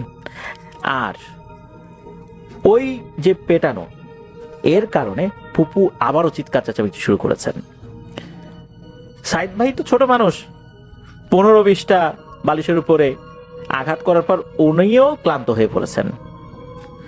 তখন এই সাইদ ভাইয়ের আম্মু যে কাজটি করেন সেটা হচ্ছে যে ওই বালিশটা ওখান থেকে নিয়ে পাশের রুমে রেখে দেন। হুজুর সেটা বলেছিলেন রেখে দেওয়ার জন্য। তো এরপর তো সাইদ ভাইকে ওখান থেকে নিয়ে গেছেন, কারণ সাইদ ভাইয়ের ভিতরে প্রচন্ড রাগ ছিল যে ফুপুকে কষ্ট দিচ্ছে, সারা রাত তাকেও ঘুমাইতে দেয় না, ওনারাও ঘুমাইতে পারেন না। এই জিনের উপর প্রচন্ড রাগ তার। তো সাইদ ভাইকেও পাশ থেকে নিয়ে গেছে ওনার আম্মু। এরপরে আর ওনাকে ঢুকতে দেয় নাই। এরপরে কি হয়েছে এটা সাইদ ভাইয়ের আব্বু আম্মুর কাছ থেকে সাইদ ভাই পরবর্তীতে শুনেছিলেন যে এরপরেও কিন্তু ওই কবিরাজ যখন জিনের সাথে কথা বলে, কবিরাজ বলে যাবে না, সম্ভব না, সে যাবেই না। উল্টো কবিরাজকে হুমকি দিচ্ছে যে এখান থেকে যদি একবার সে ছুটতে পারে তাহলে সেটাই নাকি কবিরাজের জীবনের শেষ সময় হবে। এরপর নাকি কবিরাজ কিছুটা সময় হো হো করে হাসে, এরপর বলে, তুই যে শয়তান বদ জিন, তোর কি মনে হয় আমি কি তোকে সেই সুযোগ দেব? সেই সুযোগ তো তুই কখনোই পাবি না রে। এরপর কবিরাজ বলে, তোকে আমি অনেক সুযোগ দিছি, তুই তো আমার কথা শুনলি না, এবার আর তোকে কোনো সুযোগ দেয়া হবে না।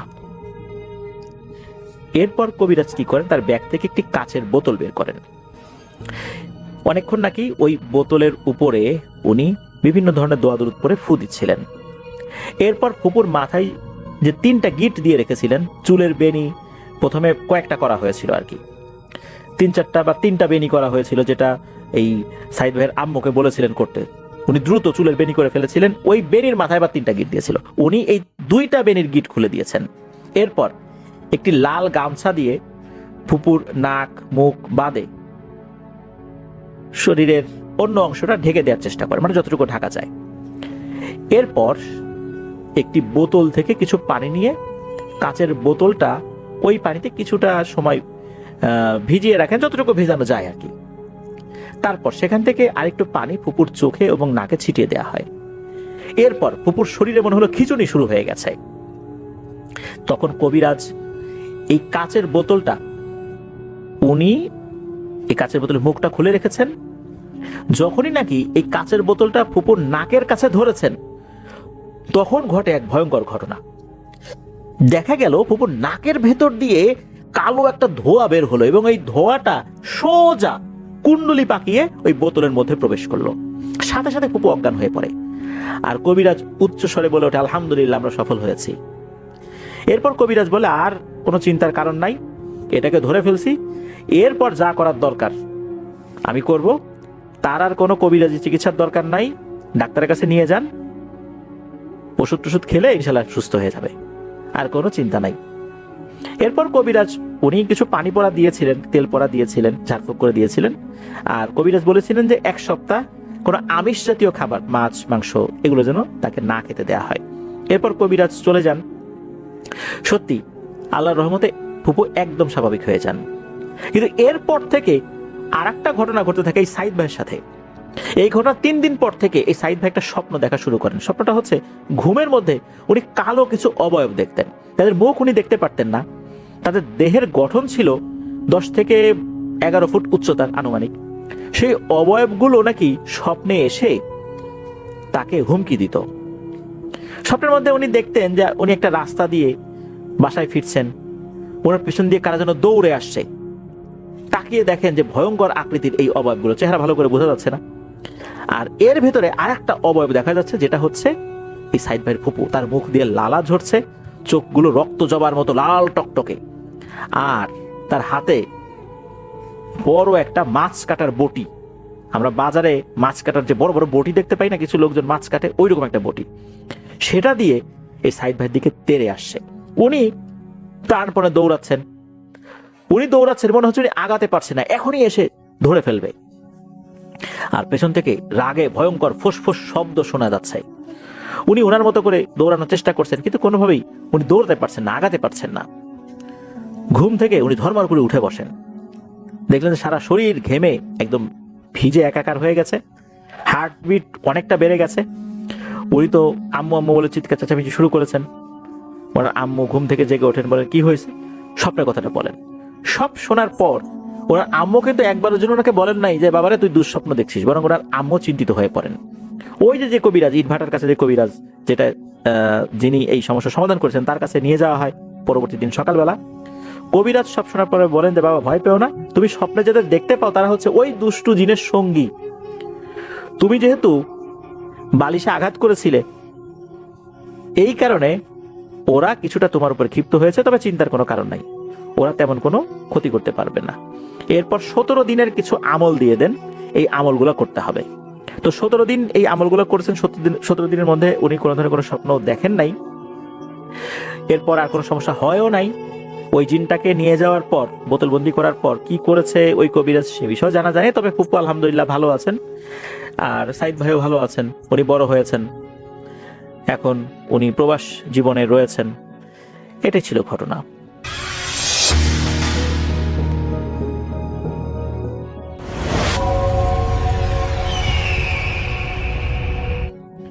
ধন্যবাদ রাসেল ভাই আমাকে ঘটনা বলার সুযোগ দেওয়ার জন্য। আমার নাম হচ্ছে রিপন, আমি এসেছি আদিতমারি লালমনিরহাট থেকে। রাসেল ভাই, আজকে যে ঘটনাটা আমি আপনাকে শেয়ার করব, এই ঘটনাটা পাবনা জেলার একটা ঘটনা। তো এই ঘটনাটা আমাকে শেয়ার করেছেন পাবনা থেকে একজন, তার নাম হচ্ছে তুষার। আর তুষারের সাথে একটা ভয়ানক ঘটনা ঘটেছিল, সেই ঘটনাটা আজকে আমি শেয়ার করব। রাসেল ভাই, তুষারের বাসা হচ্ছে পাবনার চাটমোহর এলাকায়, পাবনা জেলার চাটমোহর এলাকায়। তো এই ঘটনাটা আজ থেকে 2011 সালের ঘটনা, প্রায় 15 বছর আগের ঘটনা একটি। তো রাসেল ভাই, চাটমোহরের ওইদিকে দেখা যায় যে নদী আছে, বড়াল নদী আছে। বিশেষ করে চাটমোহরে বড়াল নদী যে আছে, ওইখানে এই চাটমোহরের বড়াল নদীর কিনারায় বিশাল বিশাল বট গাছ দেখা যায়। তো গ্রামের মানুষ আসলে বলে যে এই বট গাছগুলোর বয়স নাকি আনুমানিক 100 থেকে 150 বছর পর্যন্ত, তারও বেশি। তো তুষার ভাইয়ের বাড়ি একদম সেই চাটমোহর বড়াল নদীর কাছেই। তো ঘটনাটা ঘটেছিল আপনার হচ্ছে গরমের দিনে। তো তুষার এবং তার বড় ভাই, তার নাম হচ্ছে সোহেল। তো বাসায় অনেক গরম থাকার কারণে, আর সে সময় আসলে তাদের বাসায় ইলেকট্রিসিটিও ছিল না, 2011 সালের কথা। তো ইলেকট্রিসিটি না থাকার কারণে তারা গরমে অতিষ্ঠ হয়ে তারা চিন্তা করলো যে সেই বট গাছে যে ওখানে তো নদীর পাশে, ওখানে বাতাসও খাওয়া যাবে, গল্পগুজব করা যাবে, ভালো লাগবে। তো গরমের কারণেই তারা সেই বট গাছের নিচে যেতে আগ্রহ প্রকাশ করে দুজনেই। তো তারা সেখানে যায়। তো ওখানে যখন তারা গিয়ে বসলো, তো তারা অনুভব করলো যে চারপাশটা কিরকম যেন নিস্তব্ধ, হালকা বাতাস আছে, কিন্তু চারিদিকটা কেমন যেন অন্যান্য দিনের থেকে আজকে খুবই শুনশান। রাসেল ভাই এখানে বলে রাখি যে যে বটগাছটা যে আছে, এটা একটা বিশাল বড় বটগাছ, প্রায় 150 বছরের পুরনো একটা বটগাছ। আর বটগাছের যে ঝুড়িগুলো আছে সেগুলো এতটাই এ, আপনার হচ্ছে ঝুড়িগুলো এতটাই লম্বা যে যেটা আর কি পানির কাছ পর্যন্ত, নদীর হলো দেখা যায় যে অনেকগুলো ঝুড়ি পানির সুই সুই অবস্থায় এরকম দেখা যাচ্ছিল। তো নদীতেও পানি বেশি ছিল না, মিডিয়াম পানি ছিল। তো ওই বটগাছটা একদম নদীর কিনারায়। আর ওই এলাকার মানুষ আসলে এখানে আসে আরাম করার কারণে, দেখা যায় দিনের বেলা মানুষ আসলে এখানে বিশ্রাম নেয়, যার কারণে এই বটগাছটার নিচে আর কি পাকা করে দিয়েছে। এটা কে পাকা করে দিয়েছে তিনি এই বিষয়টা বলেন নাই। তো যাই হোক, তো হঠাৎ তুষার ভাই খেয়াল করলো যে ওই বটগাছে ঝুলে থাকা ঝুড়ির সাথে কিছু একটা ঝুলে আছে। তো সে প্রথমে ভাবলো হয়তো কোনো পুরোনো কাপড়। তো রাতের বেলা যেহেতু, তো তিনি হলো একটা টর্চ লাইট নিয়ে গেছিলেন, এবং তিনি যখন সেই টর্চ লাইট টর্চ লাইট মেরে সেই জিনিসটাকে দেখতে যান, তখনই যেন তার কলিজা কেঁপে উঠলো। দেখলো যে ওটা কোনো কাপড় নয়, বরং একটা পুরনো চামড়ার থলে। আর সেই থলেটা নিজে নিজেই উপর নিচে করতেছে, নড়াচড়া করতেছে, যেন এরকমটা মনে হচ্ছে যে সেটার ভিতরে জ্যান্ত কোনো প্রাণীর নিঃশ্বাস নিচ্ছে। তো তুষার ভাইয়ের সাথে যে বড় ভাই ছিলেন, ওনার নাম হচ্ছে সোহেল, তো উনি বেশ সাহসী ছিলেন। তো তিনি বললেন যে হয়তো কোনো বাদুড় বা বড় কোনো পাখি সেটার ভিতরে আটকে গেছে, যার কারণে এটা এভাবে নড়তেছে, তো ভয় পাস না। তো তারা একটু পর দেখলো যে ওটা তো খুবই মানে বেশি বেশি নড়তেছে। আর বাদুড় বা হলে তো এটা সবসময় নড়ার কথা না, এটা কিছুক্ষণ নড়াচড়া করলে পরে তো থেমে যাওয়ার কথা, কিন্তু এটা অনবরত নড়ে যাচ্ছে।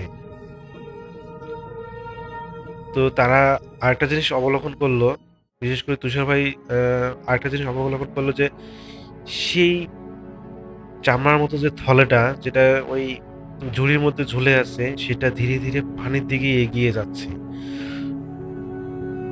তো সোহেল ভাই আর তুষার ভাই যখন উঠে দাঁড়ালো এটা দেখে, তখন তারা দেখলো সেই বট গাছের উপর থেকে কেউ একজন ফিসফিস করে কথা বলছে। কণ্ঠস্বরটা যেন ঠিক একটা অস্বাভাবিক, মানে অনেকগুলো শব্দ মিশ্রিত একটা কণ্ঠ তৈরি হলে যেরকম হয় সেই রকম। এটা দেখে তো তারা খুবই ভয় পেল, এবং তারা চিন্তা করলো যে এখানে যা কিছু হচ্ছে সবকিছু অস্বাভাবিক, যা আগে তো এরকম হয়নি। তো রাসেল ভাই এখানে বলে রাখি, নর্মালি কিন্তু মানুষ এখানে এই বটগাছের এখানে 8টা-9টার বেশি থাকে না। গ্রামের 8টা-9টা বলতে তো অনেক রাত। তো মানুষ দেখা যায় যে সর্বোচ্চ 9টা হলেও, অনেক কয়জন মানুষ একসাথে জড়ো হলে মানুষ 9টা পর্যন্ত আড্ডা দেয়। কিন্তু তারা আজকে দুজনেই ছিল, অন্যান্য মানুষ বা কোনো কেউ ছিল না সাথে। এবং তারা অনুভব করে যে তার রাত প্রায় 10টা বেজে গেছে। আর এই সময় এই ধরনের উপর থেকে, বটগাছের উপর থেকে ফিসফিনি শব্দ তারা দেখতেও, মানে উপরে তাকাতেও বা লাইট জ্বালিয়ে দেখতেও খুবই ভয় পাচ্ছে। এবং সেই সাথে সেই ঝুলে থাকা ঝুড়ির একটা থলের মতো অবয়ব, সেটা পানির দিকে নামতেছে, আবার উপরে উঠতেছে। তো এই দুইটা বিষয় নিয়ে তারা খুবই ভয় পায়, এবং যখনই তারা আলোচনা করে যে বিশেষ করে বড় ভাই সোহেল ভাই যখন বললো যে তুষার চল বাসায় চলে যাই, এখানে থাকা যাবে না, তো তখনই তারা অনুভব করলো সেই গাছের বটগাছটার সমস্ত ঝুড়ি, যে ঝুড়িগুলো আছে সেগুলো যেন সাপের মতো করে কিলবিলগুলো নড়াচড়া করতেছে। এটা দেখে তারা দুজনে এত পরিমাণ ভয় পায়, সোহেল ভাই বলে যে তুষার দৌড় দে, তো তারা দুজন দৌড়াতে থাকে। রাসেল ভাই বলে রাখি এখানে আসলে ওই তুষার ভাইয়ের বাসা থেকে বটগাছটার দূরত্ব প্রায় হচ্ছে 1/2 কিলোমিটার। তো তারা দুজন হলো, তাদের যত শক্তি আছে তারা সেখান থেকে দৌড় দেয়, কারণ তারা প্রচন্ড ভয় পেয়েছিল। তো তারা অনেকক্ষণ দৌড়ালো, যেখানে 1/2 কিলোমিটার রাস্তা তাদের কাছে 5 মিনিট সময় লাগার কথা না, সেখানে তারা প্রায় 20 মিনিট ধরে দৌড়ালো, কিন্তু তাদের কাছে মনে হচ্ছে যে তারা এখনো সেই নদীর পাড়েতেই আছে। তাদের থেকে পিছনে 200 ফিট দূরে সেই বটগাছটা দেখা যাচ্ছে, স্পষ্ট দেখা যাচ্ছে, এবং সেই ঝুড়িগুলো মনে হচ্ছে কিলবিল করতেছে, এটা স্পষ্ট তারা দেখতে পাচ্ছে। রাসেল ভাই, তুষার ভাই এবং সোহেল ভাই এত পরিমাণ ভয় পায় যে তারা 20 মিনিট ধরে দৌড়াচ্ছে, অথচ 5 মিনিটের রাস্তা তাদের বাসা, তাহলে তারা কোথায় দৌড়াচ্ছিল এতক্ষণ, তারা কোনোভাবেই বুঝতে পারলো না। তো রাসেল ভাই যখনই তারা আবার দৌড়ালো, দুজনেই দৌড়াতে তারা মানে একসময় অনুভব করলো তারা হলো তাদের গ্রামে নেই, গ্রামের বাইরে চলে এসেছে। অথচ ছোটবেলার থেকে সেই রাস্তাগুলো তাদের এত পরিচিত, কিন্তু এটা তো কখনো একজনের ভুল হলে তো দুইজনের তো ভুল হওয়ার কথা না। তারা দেখে যে চতুর্পাশে দেখে ঠাহর করার চেষ্টা করে যে তারা কোথায় এসেছে, কিন্তু তারা কোনোভাবেই বুঝতে পারতেছে না। তো যখনই তারা চিন্তা করে যে হয়তো তারা ভুল রাস্তা দিয়ে চলে এসেছে, এবং তারা হলো যে রাস্তা দিয়ে দৌড়ে এসেছিল সেই রাস্তা দিয়ে পুনরায় ফেরত যাওয়ার চিন্তা করে, এবং যখন প্রায় 1 কিলোমিটার তারা রাস্তা আসে, যে রাস্তা দৌড়ে গিয়েছিল সেই রাস্তা দিয়ে যখন তারা আবার হেঁটে হেঁটে 1 কিলোমিটার আসে, তখন তারা দেখতে পায় একটা শ্মশান ঘাট, নদীর ধারে একটা শ্মশান ঘাট, এবং সেই শ্মশান ঘাটের পাশেই একটা বট গাছ, এবং এই বটগাছটা সেই বটগাছটা যেটাতে তারা বিশ্রাম নিয়েছিল, একই জায়গা, কিন্তু এখানে তো শ্মশান ছিল না। তাহলে এই শ্মশান টাইপের আবার কোথা থেকে আসলো শ্মশান ঘাটটা?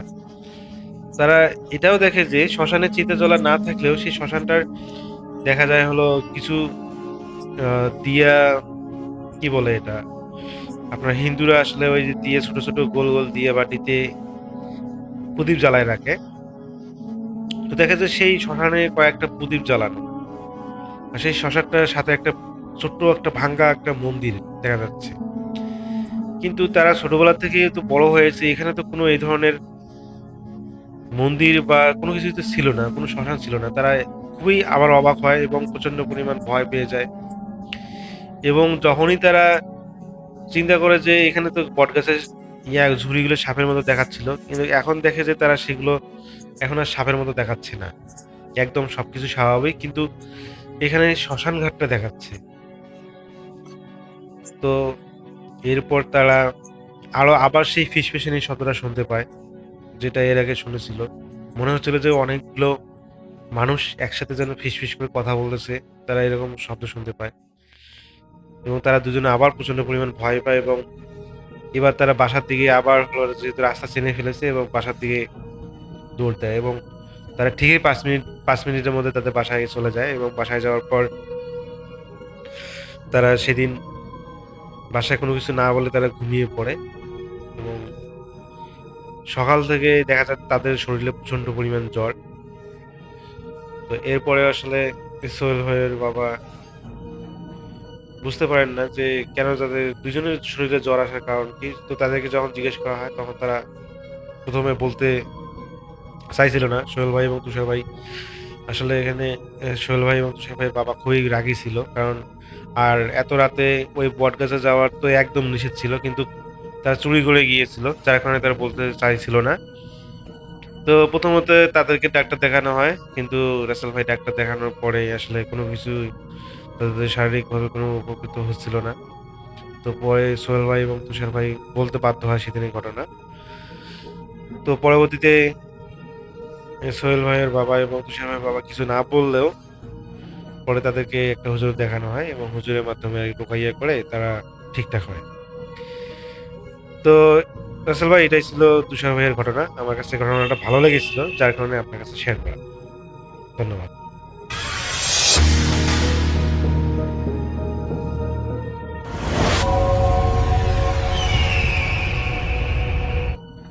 আসসালামু আলাইকুম লিসেনার্স, আমি সামির আনসারি আজকে হাজির হয়েছি রেজা ভাইয়ের পাঠানো একটি ঘটনা নিয়ে।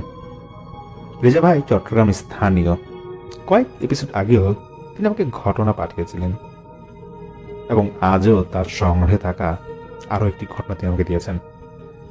তিনি যেটা বলেন যে একটা সময় বেশ কয়েক বছর তিনি মাদ্রাসা লাইনে পড়েছিলেন এবং সেখানে হুজুরদের কাছ থেকে তিনি অসংখ্য ঘটনা শুনেছেন। আর পাশাপাশি ভার্সিটি লাইফে হোস্টেলে থাকবার বিধায় বন্ধু বান্ধব থেকেও তিনি কিন্তু কম ঘটনা শুনেননি। মূলত এই হচ্ছে রেজা ভাইয়ের ঘটনা পাওয়া উৎস। শ্রোতা বন্ধুরা, চলে যাচ্ছি আজকের ঘটনায়। রাতের হিসাব করলে রাত তখন 10টা তো হবেই। বাইরে প্রচন্ড বৃষ্টি ছিল, বিদ্যুৎ চমকাচ্ছিল আকাশে। 1 ঘন্টা ধরে ক্রসিংয়ে পড়ে আছে ট্রেন। কখন ছাড়বে তার কোনো ঠিক ঠিকানা নাই। বিরক্ত হয়ে ট্রেন থেকে নেমে হাঁটা শুরু করেন হক সাহেব। ভাবছেন আর তো বেশি না, 2 কিলো হাঁটলেই কালতা মসজিদ। তারপর না হয় তার সঙ্গীদের সাথে তার দেখা হয়ে যাবে। ঘটনার সময়কাল 1985 সালের আগে বা পরে, সঠিক দিন তারিখটা মনে নাই। তখন ছিল বর্ষাকাল। হুটহাট করে কখন যে বৃষ্টি নামতো আল্লাহ ছাড়া কেউ তা বুঝবার উপায় নাই। শুরুতে হক সাহেবের পরিচয়টা দিয়ে নেওয়া যাক। হক সাহেব ছিলেন ফেনী জেলার কোন এক মসজিদের ইমাম। 23 বছর ইমামতির অভিজ্ঞতা থাকলেও ফেনীর এই মসজিদে তিনি ইমামতি করেছেন 5-6 বছর যাবৎ। নামাজ পড়ানোর পাশাপাশি টুকটাক কয়েকটা বাচ্চাকে বিকেলের দিকে মসজিদে কোরআন পড়াতেন তিনি। এছাড়া আশেপাশের এলাকায় মিলাদ মাহফিল হলে তিনি ছিলেন সবার পছন্দের হুজুর, কারণ তিনি বেশ ভালো বয়ান দিতে পারতেন, ভালো বয়ান করতে পারতেন মিলাদ মাহফিলে গেলে। তবে একটা বিষয় একটু ব্যতিক্রম ছিল। এই হক সাহেব এলাকার বাহিরে কখনো মিলাদ মাহফিলে গেলে মসজিদের পাশে যে মাদ্রাসাটা ছিল সেখান থেকে সবসময় নির্দিষ্ট 4-5 জন বা 6 জন এরকম মাদ্রাসার ছাত্রদেরকে সাথে নিয়ে যেতেন, কারণ তারা ছিল হক সাহেবের পুরনো ছাত্র। বিশেষ করে একজন ছাত্র ছিল যে কিনা হক সাহেবের খুব ঘনিষ্ঠ ছিল, তার নাম ছিল নজরুল। এছাড়াও এই ছাত্রদের নিয়ে যাওয়ার পিছনে আরেকটা কারণ আছে, যেটা আপনারা ঘটনা শুনলে বুঝতে পারবেন। তো কোনো একদিন জোহরের নামাজের পর হক সাহেবকে মসজিদের পাশের মাদ্রাসার জায়গার যে মালিক আছে জাহাঙ্গীর আলী, তিনি একটা অনুরোধ করে বসেন। তিনি বলেন, হুজুর, আজ তো রবিবার, আগামী বৃহস্পতিবার রাতে আমার শ্বশুর বাড়ি ব্রাহ্মণবাড়িয়ার কসবায় একটা মাহফিল হবে, আপনি ওখানে বয়ান দিবেন। আপনি তো জানেনই আমার শ্বশুর অনেক আগে থেকেই আপনার বয়ানটা খুব পছন্দ করে, ব্যক্তি হিসাবে আপনাকে পছন্দ করে, তাই যেভাবেই হোক সেখানে কিন্তু আপনাকে যেতেই হবে, আপনি কিন্তু না করতে পারবেন না। হক সাহেব জাহাঙ্গীর আলীকে বলেন, ব্রাহ্মণবাড়ি আর কসবা? আরে আমার ছোট মেয়ে তো কসবার কাছে শশী দলে বিয়া দিছি, যাক ভালো হইল, মেয়ের সাথে দেখা করা যাবে। ট্রেনে করে গেলে ফেনী থেকে শশী দল, এরপর কসবা, ব্যাস আরামের রাস্তা। ওখানে তো আমি আগেও কয়েকবার গিয়েছি, কিন্তু বাসে করে গেলে বেশ কষ্ট, যাতায়াতের অবস্থা ভালো না। আচ্ছা ঠিক আছে, আমি ট্রেনেই যাব। তখন জাহাঙ্গীর আলী সাহেব তিনি হক সাহেবের হাতে কিছু টাকা গুঁজে দিয়ে বলেন, আপনি মাদ্রাসার ছাত্রদের নিয়ে স্বয়ংমত এসে পড়েন, দরকার হলে আমার ওখানে একদিন থাকবেন, আমার শ্বশুরবাড়িটা দেখবেন, খুব ভালো লাগবে আপনার। হক সাহেব তখন বলেন, একদিন থাকা লাগলে কোথায় থাকবো, আপনার কষ্ট হবে না? জাহাঙ্গীর আলী বলেন, তার শ্বশুর বাড়ি কসবার কালতা, সেখানকার স্থানীয় কালতা বাজারের মসজিদের মাঠেই মাহফিল হবে এবং তিনি বলেছেন যে সেখানেই তাদের থাকার সুব্যবস্থা নাকি করা হয়েছিল। ঠিক হয় বুধবার সন্ধ্যায় হক সাহেব ট্রেনে করে শশীতল স্টেশনে নেমে যাবেন। এক রাত তিনি তার মেয়ের বাসায় থেকে পরের দিন বৃহস্পতিবার দুপুরের ট্রেনে শশীদল থেকে কসবা সেই মাহফিলে যোগ দিবেন। আর তার সাথে থাকা 5 জন মাদ্রাসার ছাত্র ফেনী থেকে বৃহস্পতিবার ট্রেনে যাওয়ার পথে হক সাহেবকে শশীদল থেকে ট্রেনে তুলে নেবেন। তারপর আসে সেই বুধবার। মাঝ রাত থেকে নাকি সেই বুধবারের মুষলধারে বৃষ্টি, এতটাই বৃষ্টি হচ্ছে যে দেখে বোঝা যাচ্ছিল এই বৃষ্টি সহজে থামবার না। এরপর এটা তখন বর্ষাকাল। হক সাহেব ভাবেন ট্রেনে যাব, তা আবার বিকেলের ট্রেন, তো হয়তো বৃষ্টি থেমে যাবে। কিন্তু দুপুর গড়িয়ে বিকেল আসে, তখনও বৃষ্টি হচ্ছিল। রাস্তা প্যাক কাদা পানিতে জমে গিয়েছিল। তো মাদ্রাসার যে ছাত্র কথা বলেছে যে হক সাহেবের ঘনিষ্ঠ সেই নজরুল, তিনি নাকি 15 বছর ধরে সেই হক সাহেবের সাথে থাকেন এবং চিনেন তাকে ভালোভাবে। তো তাকে নিয়ে হক সাহেব স্টেশনে যান। ট্রেনে উঠবার মুহূর্তে সেই নজরুল বলেন যে হুজুর, মেয়ের বাড়ি যাচ্ছেন, তা আবার একা, যেতে যেতে তো আপনার সন্ধ্যা বা রাত হয়ে যাবে, একা যেতে পারবেন? সমস্যা হবে না? সমস্যা? কথাটা শুনতেই হক সাহেব কয়েক সেকেন্ড থমকে গিয়ে বললেন, আরে ধুর, ওইটা তো 8 বছর আগের ঘটনা, না সমস্যার কিছু নেই। সে ছাত্র বলে, হুজুর তারপরও পারলে আমাকে নিয়ে যেতে পারতেন কিন্তু আপনি। হক সাহেব হেসে বললেন, আরে বেটা, 8 বছর আগের ঘটনা, এরপর তার কোনো কাজে হাত দিই নাই, সমস্যা হবে কেন? এতদিন পর্যন্ত কি আমার পিছে পিছে ঘুরবে? কথাটা বলে ট্রেনে উঠে পড়েন তিনি। আর নজরুলকে বলেন, দেখা হবে আগামীকাল, যাই আমি, তুই মাদ্রাসায় যা। পরের দিনও বেশ মুষলধারে বৃষ্টি। রেডিওতে নাকি শোনা গিয়েছে সারা দেশেই ভারী বর্ষণ চলছে এবং এটা নাকি আরো 3-4 দিন চলবে। খারাপ আবহাওয়ার মাঝেও মাদ্রাসার সেই 5 জন ছাত্র সময় মতো ফেনী থেকে ট্রেনে ওঠে। ঠিক সময়ে ট্রেনটা শশীতল স্টেশনে এসে পৌঁছায়। 30 মিনিটের মতো সেই শশীতল স্টেশনে ক্রসিংয়ে। এর পরেও হয় হক সাহেবকে আর দেখা যায় না। এত বৃষ্টি যে পুরো স্টেশন ফাঁকা, আর তখন তো লোক সংখ্যাও তুলনামূলক কম ছিল। ছাত্ররা একটু অবাক হয়ে যান, হুজুর কই? উনি না আসলে মাহফিলে বয়ান দিবে কে? তার মধ্যে আজকে বৃহস্পতিবার রাতেই তো মাহফিল। এদের মধ্যে একজন ছাত্র বলে যে বাইরে যে আবহাওয়া, হুজুর তো মনে হয় ট্রেন ধরতে পারবে না। এরপর ট্রেন ছেড়ে দেয়। তখন সেই ছাত্র নজরুল, যে কিনা হুজুরের সাথে আগের দিন স্টেশনে গিয়েছিল, সে একটু অন্যরকম চিন্তায় পড়ে যায়। সব ছাত্রের মাঝেই সে বলে বসে, আবার আগের সমস্যা শুরু হলো নাকি? তাকে চিন্তিত দেখে বাকি ছাত্ররা বলে, কি আবার সমস্যা? তখন তিনি বলেন, ভাইরে, হক হুজুরের অনেক ঘটনা আছে, ওনাকে তো আমি আগে থেকে চিনি, সহজে কথার বর খেলাপ করেন না। এই যে আজকে আসলো না, নিশ্চিত একটা কিন্তু এখানে আছে। তখন আরেকজন ছাত্র বলে, আরে কিন্তু আর কি, বৃষ্টি বাদল হচ্ছে বাইরে, উনি আসবো কেমনে? তারপর নজরুল বলেন, না, আমার মনে একটা খটকা লাগতেছে কিছু একটা নিয়ে। তখন সেই নজরুল সে বলা শুরু করে, হক হুজুর ফেনীতে ইয়ামতি করবার আগে কুমিল্লা শহরের এক মসজিদে ইমামতি করতেন। সেখানে ইয়ামতি করবার পাশাপাশি মসজিদে যে মাদ্রাসা ছিল সেখানেও ছাত্র পড়াতেন। আর তার সব থেকে মূল কথা হচ্ছে, এসব কিছুর পাশাপাশি তিনি জিনে ধরার রোগীর চিকিৎসা করতেন। ওই এলাকায় ওনাকে এখনো অনেকে হক হুজুর নামেই চিনে। তো কোনো একটা কাজ করতে গিয়ে এত বড় বিপদে তিনি পড়েন যে এলাকা ছাড়তে বাধ্য হন। তার ওস্তাদ তাকে এলাকা ছাড়তে বলে। তারপর তিনি ফেনীতে এই আমাদের মসজিদে এসে নামাজ পড়ান। তখন এক ছাত্র বলে বসে, নজরুল ভাই, কি আবার বড় বিপদ? তিনি বলেন, এক জায়গায় জিন তাড়াতে গিয়ে হুজুর এত বাজে ভাবে এফেক্টেড হয় যে এরপর থেকে এলাকা তো ছাড়েনি, তারপর আর জিনের ধরা রোগীর চিকিৎসা তিনি করেন না। তার ওস্তাদের কথা অনুযায়ী একা একা দূরে কোথাও যানও না। কেন জানতে চাইলে নজরুল সে বলেন, সেই ঘটনার পর একবার হক হুজুর কুমিল্লা মাদাইয়া গিয়েছিলেন মাহফিলে। রাতে আসবার পথে গ্রামের রাস্তা দিয়ে মেন রোডের উদ্দেশ্যে তিনি আসছিলেন।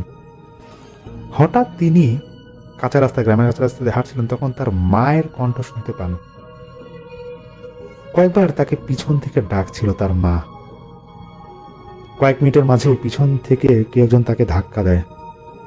পিছন ফিরে তিনি দেখেন তার মা সাদা শাড়ি পরা অবস্থায় দাঁড়িয়ে আছে, আর তাকে বলছিল, কি বেটা, এত রাতে একা যাস কেন? ভয় ডর করে না? কি দরকার ছিল আমার নিয়ে খেলা করার? হক হুজুর এটা দেখে নাকি নিজেকে আর ঠিক রাখতে পারেন না, কারণ তার মা তো মারা গিয়েছিল সে ছোটবেলায়। তাহলে এখানে এটাকে? দিনের বেলা যখন তার জ্ঞান ফিরে আসে তখন তিনি নিজেকে দেখেন পাশেই অন্য একটা গ্রামের বিলের পারে প্যাক কাদার মধ্যে তিনি শুয়ে আছেন। এরকম নাকি ছোটখাটো অনেক ঘটনা নাকি তার সাথে ঘটে। তাই হক হুজুর সহজে একা আর বের হয় না। তিনি বুঝে গিয়েছিলেন এটা তারই কোনো এক কাজের ফল, এবং যেটা তিনি সন্দেহ করেন সবসময়। কথাগুলো বলতে বলতে কসবা স্টেশন এসে পড়ে সেই মাদ্রাসার 5 জন ছাত্র। রাত তখন 8টার মতো হবে। বাইরে এত বৃষ্টি যে কয়েকজন যাত্রী ছাড়া আর কেউ নেই সেখানে। মাদ্রাসার 5 জন ছাত্র তখন স্টেশনের ট্রেন থেকে নেমে যাত্রী ছাউনির নিচে গিয়ে দাঁড়ায়। এমন সময় জাহাঙ্গীর আলী সাহেবও আসেন তাদের নিয়ে যেতে। তিনি ছাত্রদের দেখে বলেন, হুজুর কই? শুধু আপনারা কেন? হুজুর যে মাঝপথে উঠতে পারেননি তা জাহাঙ্গীর আলী সাহেবকে জানানো হয়। তিনি তখন বলেন, আচ্ছা সমস্যা নাই, হক সাহেব মনে হয় বৃষ্টির জন্যই তারা ট্রেন মিস করছেন। রাত 11টার শেষ ট্রেনে তিনি হয়তো এসে পড়বেন, এটা তখন তারা সবাই ভাবতে থাকেন। আর এটাও জাহাঙ্গীর আলী বলেন যে প্রাকৃতিক দুর্যোগের কারণে আজকে মাহফিল আগামীকাল রাতে হবে। তাই যাই হোক, তখন সেই ছাত্র তারা একটু হাফ ছেড়ে বাঁচলো। তাদের কথা হচ্ছে হুজুর আগে আসুক, হুজুরকে নিয়ে হয়তো তারা সেখান থেকে সে কালতা মসজিদ যাবে। তো যাই হোক, সবাই অপেক্ষা করছেন রাত 11টার ট্রেনের জন্য। এইদিকে বৃষ্টি ভালোই চলছিল, কিন্তু চিন্তার বিষয় হলো রাত পর্যন্ত সবাই স্টেশনে অপেক্ষা করেও শেষ ট্রেনেও হক সাহেবকে আসতে দেখা যায় না। তবে ট্রেন থেকে এক লোককে নামতে দেখে নজরুল কিছুটা ভরসা পান, কারণ যেই লোক ট্রেন থেকে নামছিলেন তিনি হক হুজুরের গ্রামের বাড়ির এলাকার ছিলেন। প্রচন্ড বৃষ্টির মধ্যে ভিজে গিয়ে সেই লোককে নজরুল বলেন, চাচা আপনি হক হুজুরের এলাকার না? লোকটা হঠাৎ হক চকিয়ে গেল, পরে বলেন, হ্যাঁ হক সাহেব তো ট্রেনে ছিলেন, কিন্তু মাঝ পথে নেমে গেছেন আরো ঘন্টা খানিক আগে। কতবার বললাম নামেন না, কিন্তু উনি নেমেই যাবে। জাহাঙ্গীর আলী সাহেব তখন কথাটা শুনে জিজ্ঞাসা করেন, মাঝ পথে নামলেন মানে? তখন সেই লোক বলে যে শশীতল স্টেশনে ট্রেন থামবার পর হক সাহেব ট্রেনে ওঠেন। কাকতলে ভাবে তার সাথে হক সাহেবের দেখা হয়ে যায়। একসাথে গল্পগুজব তারা করছিলেন। অনেক পর তারা যখন আসেন টুকটা গল্পগুজব করছিলেন, যে তখন ট্রেন ছাড়বে। তারপরও তারা গল্পগুজব যখন করছেন, এর মাঝে আধা ঘন্টার মতো ট্রেন যাওয়ার পর মাঝপথে ট্রেনটা ক্রসিং এসে দাঁড়ায়। বাইরে তখন বৃষ্টি পড়ছিল গুড়ি গুড়ি। প্রায় 1 ঘন্টা ধরে ক্রসিং এ ট্রেন পড়ে আছে। হঠাৎ করে তিনি বলেন, সেই হক সাহেব বলেন, আর সহ্য হচ্ছে না, বসে থাকতে পারবো না। খুব ছটফট নাকি করছেন তখন তিনি ট্রেন থেকে বের হয়ে যাওয়ার জন্য। তাই বৃষ্টির মধ্যেও মাঝপথে তিনি কড়াইতলা নামে একটা জায়গা আছে, সেখানে নেমেছেন। এবং সেই লোক বলে যে তিনি দেখেন যে হক সাহেব নাকি তখন সেখান থেকে হাঁটা শুরু করেন। এরপর তো আর কিছু জানা নাই যে তিনি কোথায় গিয়েছিলেন। জাহাঙ্গীর সাহেব সহ তারা যখন সেখানে যে বাকি যারা ছিল তারা কথা শুনে একটু চিন্তায় পড়ে যায়। মাঝপথে হুজুর নামবে কেন? বৃষ্টির মধ্যে রাত্রেবেলা কোথায় গেলেন তিনি? কিন্তু আবার বলছি যে নজরুলের চিন্তাটা কি একটু অন্যরকম ছিল, তিনি খানিকটা ভয় পাচ্ছিলেন। তো তারপরও তারা ভাবেন যে হয়তো হুজুর কোথাও গিয়েছে, ভোর হলে হয়তো হক সাহেব এসে পড়বেন। কিন্তু নজরুল তখন আবারও সেই জাহাঙ্গীর আলী সাহেবকে বলেন,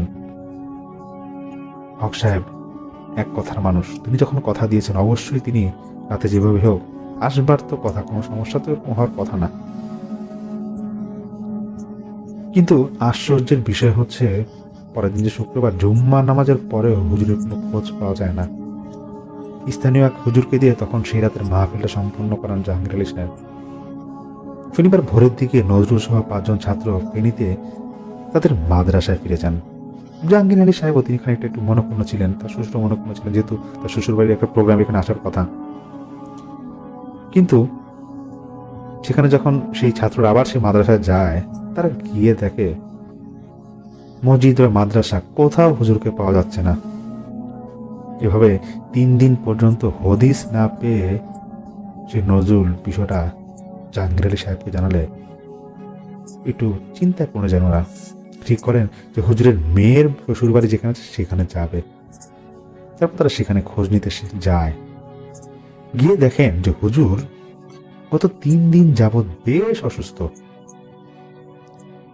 আজ সকাল থেকে নাকি ওনার অবস্থা আগে থেকে ভালো এবং সবার সাথে কথা বলতে পারছেন। পরবর্তীতে হুজুরের কি হয়েছিল জানতে চাইলে ওনার মেয়ের জামাই বলেন, আব্বা তো আগে কি কাজ করতো এটা তো আপনারা কম বেশি সবাই জানেন। গত 3 দিন আগে আব্বাকে বেশ বাজেভাবে অ্যাটাক করা হয়েছিল, আর এই জন্য আপনাদের ওখানে মাহফিলে যেতে পারে নাই। কথাগুলো শুনে জাহাঙ্গীর আলী সাহেব বলেন, বুঝলাম না, আমি তো এগুলো কিছুই জানি না, আমাকে একটু খুলে বলেন তো। এমন সময় হক সাহেবের মেয়ের জামাই বলেন, প্রচণ্ড বৃষ্টি থাকবার পরেও সেদিন সন্ধ্যায় তিনি বাড়ি থেকে স্টেশনে রওনা দেন কক্সবাজার উদ্দেশ্যে। বাড়ির সবাই জানে তিনি চলে গিয়েছিলেন, কারণ হক সাহেবের মেয়ের জামাই তিনি তো নিজেই স্টেশনে তার শ্বশুরকে দিয়ে এসেছিলেন এবং ট্রেনেও উঠিয়ে দিয়েছিলেন। কিন্তু পরের দিন সকালে 3 জন লোক তাকে ভ্যানে করে বাড়ি নিয়ে আসে। যখন তাকে বাড়িতে নিয়ে আনা হয়, তিনি এতটাই দুর্বল ছিলেন যে সোজা হয়ে দাঁড়াতে পারছিলেন না। 2 জন তাকে ধরে দাঁড় করান। বাড়ির সবাই মনে করে, মানে হক সাহেবের মেয়ে এবং মেয়ের জামাই মনে করে হয়তো প্রেশার বাড়তি দেখে কিছু হলো নাকি, না স্ট্রোক করলো, কোনো অসুস্থ হলো নাকি, এগুলো তারা চিন্তায় পড়ে যায়। বাড়িতে নাকি তখন কান্নাকাটি পড়ে যায়। তারপর তিনি ঠিকভাবে কথা বলতে পারছিলেন না। তখন সেই মুহূর্তে যিনি ভ্যান ড্রাইভার ছিল, তিনি যে কথাটা বলেন সেটা শুনে হক সাহেবের মেয়ের জামাই বেশ চমকে যান। সেই ভ্যান ড্রাইভার বলেন, বর্ডার এলাকার পাশে এক শ্মশান আছে, সেখানে হক সাহেবকে গাছের একবারে উপরের একটা ডালে বাঁধা অবস্থায় পাওয়া যায়। তিনি নাকি সেখানে গোমরাচ্ছিল। এত উঁচা ডাল কিভাবে উঠলো তিনি, সেটা নিয়ে সেই ভ্যান চালকটা বেশ ভয় পেয়ে যেন বলছে যে হক সাহেবের মেয়ের জামাইকে মানে বলেছিল আর কি যে হয়তো ওনাকে জিনে বুঝে ধরছে, তাহলে এত উঁচা ডালে উনি উঠার কথা না। তারপর নাকি সেখান থেকে 4-5 জন মিলে ওনাকে নিচে নামানোর ব্যবস্থা করে এবং কাছে একটা মসজিদ ছিল, সেখানে নিয়ে যাওয়া হয়। সেখানে এক লোক তাকে চিনেন এবং বলে যে ওনার বাড়ি কোথায়, তখন এই যে এখানে তাকে নিয়ে আসা হয়। কথাগুলো শুনে হক সাহেবের মেয়ে এবং মেয়ের জামাই বুঝে গিয়েছিল যে কি হয়েছে, তাই তাকে ঘরে রেখে সেবা করা হচ্ছিল। ওভাবে আর কারো কাছে আর যাওয়া হয়নি, কারণ এরকম নাকি হক সাহেবের আগেও হয়েছিল। 2-3 দিন পর এমনিতে ঠিক হয়ে যাবে ভেবে আর ওরা কোথাও কেউ যায় না। তার মেয়ের জামাই বলেন, কোন একবার জিনের আসর করা রোগীর কাজ করতে গিয়ে তিনি এই সমস্যাটায় পড়েন। তারপর থেকে রাতে একা বের হওয়া তার বারণ ছিল, কারণ তার ওস্তাদ তাকে বলেছিল যে সেই সমস্যার পর যাতে রাতে একা বের না হয়, কারণ তিনি কয়েকবার সমস্যায় কিন্তু পড়েছিলেন। সেই মুহূর্তে জাহাঙ্গীর আলী সাহেব উনি যে কথা বলছিলেন সেই হক সাহেবের মেয়ের জামাইয়ের সাথে, এই কথোপকথনটা শুনে ফেলে হক সাহেব। তিনি ঘুমন্ত অবস্থায় রুমের মধ্যে ছিলেন বা জেগেছিলেন একটু, তখন তিনি তার ঘরে তাদেরকে ডাকেন। টুকটাক কথা বলা এবং কথা বলার পর জাহাঙ্গীর সাহেব জানতে চান যে হক সাহেবের আসলে কি সমস্যাটা হয়েছে। তখন হক সাহেব নিজে থেকে বলা শুরু করেন। তিনি বলেন যে গত বৃহস্পতিবার প্রচন্ড বৃষ্টির কারণে সন্ধ্যার পর ট্রেনে উঠেন হক সাহেব। ট্রেন কিছুদূর যেতেই ক্রসিং এ পড়ে যায়। বাইরে তখন এমন বৃষ্টি ছিল যে বলার মতো না। খানিক 30 মিনিট কি 40 মিনিট এরকম ক্রসিং থাকার পর বৃষ্টি একটু কমে। হক সাহেব ট্রেন থেকে নামে, দেখছে স্টেশনে কারেন্ট নাই, বেশ অন্ধকার। তিনি অনেক কষ্টে তখন এই গুড়ি বৃষ্টির মধ্যে স্টেশন মাস্টার রুমে যায়। গিয়ে জানতে চান যে ট্রেন কখন ছাড়বে, কিন্তু স্টেশন মাস্টার বলেন যে বৃষ্টির দিন, লাইনে মনে হয় কোথাও গাছ পড়ছে, তাই ট্রেন চলাচল বন্ধ আছে। ঠিক সেই মুহূর্তে হক সাহেব স্টেশনের বাইরে দেখবার চেষ্টা করেন যে কোনো দোকানপাট আছে নাকি খোলা, একটু টুকটাক খাবেন আর কি। দেখেন সব বন্ধ। তখন অন্ধকারের মাঝেই কাছেই পাশেই স্টেশনের যে প্ল্যাটফর্মটার পাশেই একটা লোক তাকে ইশারা দিয়ে বলেন, এদিকে আসেন ভাই, কই যাবেন? তিনি বলেন, এই তো কালতা বাজার যাব। তো ওই লোক বলে, কালতা বাজার? এটা তো মাত্র 2 কিলো সামনে গেলে পরে। ট্রেনের জন্য দাঁড়া নাই থাকা, চলেন আমিও যাব, সেখানে আমার সাথে চলেন, একসাথে যাই। এরপর হক সাহেব নাকি ট্রেন থেকে তড়ি ঘড়ি করে নিজের একটা ব্যাগ ছিল, ছোট ব্যাগ, সেটা নিয়ে সেই লোকের সাথে গ্রামের রাস্তা দিয়ে হাঁটা শুরু করেন। মিনিট 20 হাঁটার পর হক সাহেব লক্ষ্য করেন বাইরে এতটাই ঘুটঘুটে অন্ধকার যে যে লোকের সাথে যাচ্ছে তার চেহারাটাও ভালোভাবে দেখা যাচ্ছে না। তবে এতটুকু বোঝা যাচ্ছে লোকটার গায়ে চাঁদের মতো কিছু একটা দেয়া, যা মাথা পর্যন্ত ঢাকা। হক সাহেব নাকি ভাবেন যে হয়তো বৃষ্টির কারণে লোকটা এরকম চাঁদেতে মাথা ঢেকে রেখেছে। আর হক সাহেবের হাতে কিন্তু একটা তখন ছাতা ছিল। তিনি যতবারই লোকটাকে বলছে যে ছাতার নিচে আসেন, একসাথে যাই, লোক নাকি বলছে, না আমার চাদর আছে, আপনি ছাতা ব্যবহার করুন, আমার চাদর আছে, কোনো সমস্যা নেই। তো খানিকক্ষণ পর হক সাহেব দেখছেন তিনি যতই হাসছেন আশেপাশে মনে হয় বাড়িঘর কমে যাচ্ছে, নাই বললেই চলে। আর লোকটাও তেমন কোনো কথা বলে না, এমন ভাবে হাসছে তিনি। আর যখন হক সাহেবকে বেশ খেয়াল করবে, তিনি দেখছেন লোকটা হাঁপাচ্ছে হাঁটতে হাঁটতে। হঠাৎ হাঁটতে গিয়ে হক সাহেব নাকি দেখেন যে সেই লোক একটা লোহার গেটের ভিতর দিয়ে ঢুকে যান। ভিতরটা তখনও অন্ধকার। তিনি জিজ্ঞেস করাতেই সেই লোক বলে, যারা এদিকে আসেন, রাস্তা কমলা, এদিক দিয়ে যাই।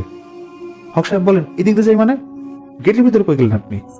লোকটা তখনও ভিতর থেকে ইশারা করে বলছেন, আমি বললাম যে এদিক দিয়ে আসেন ভাই, এদিক দিয়ে শর্টকাটে যাওয়া যাবে, আসেন আপনি। হক সাহেব তখন সেই গেট দিয়ে ঢোকেন।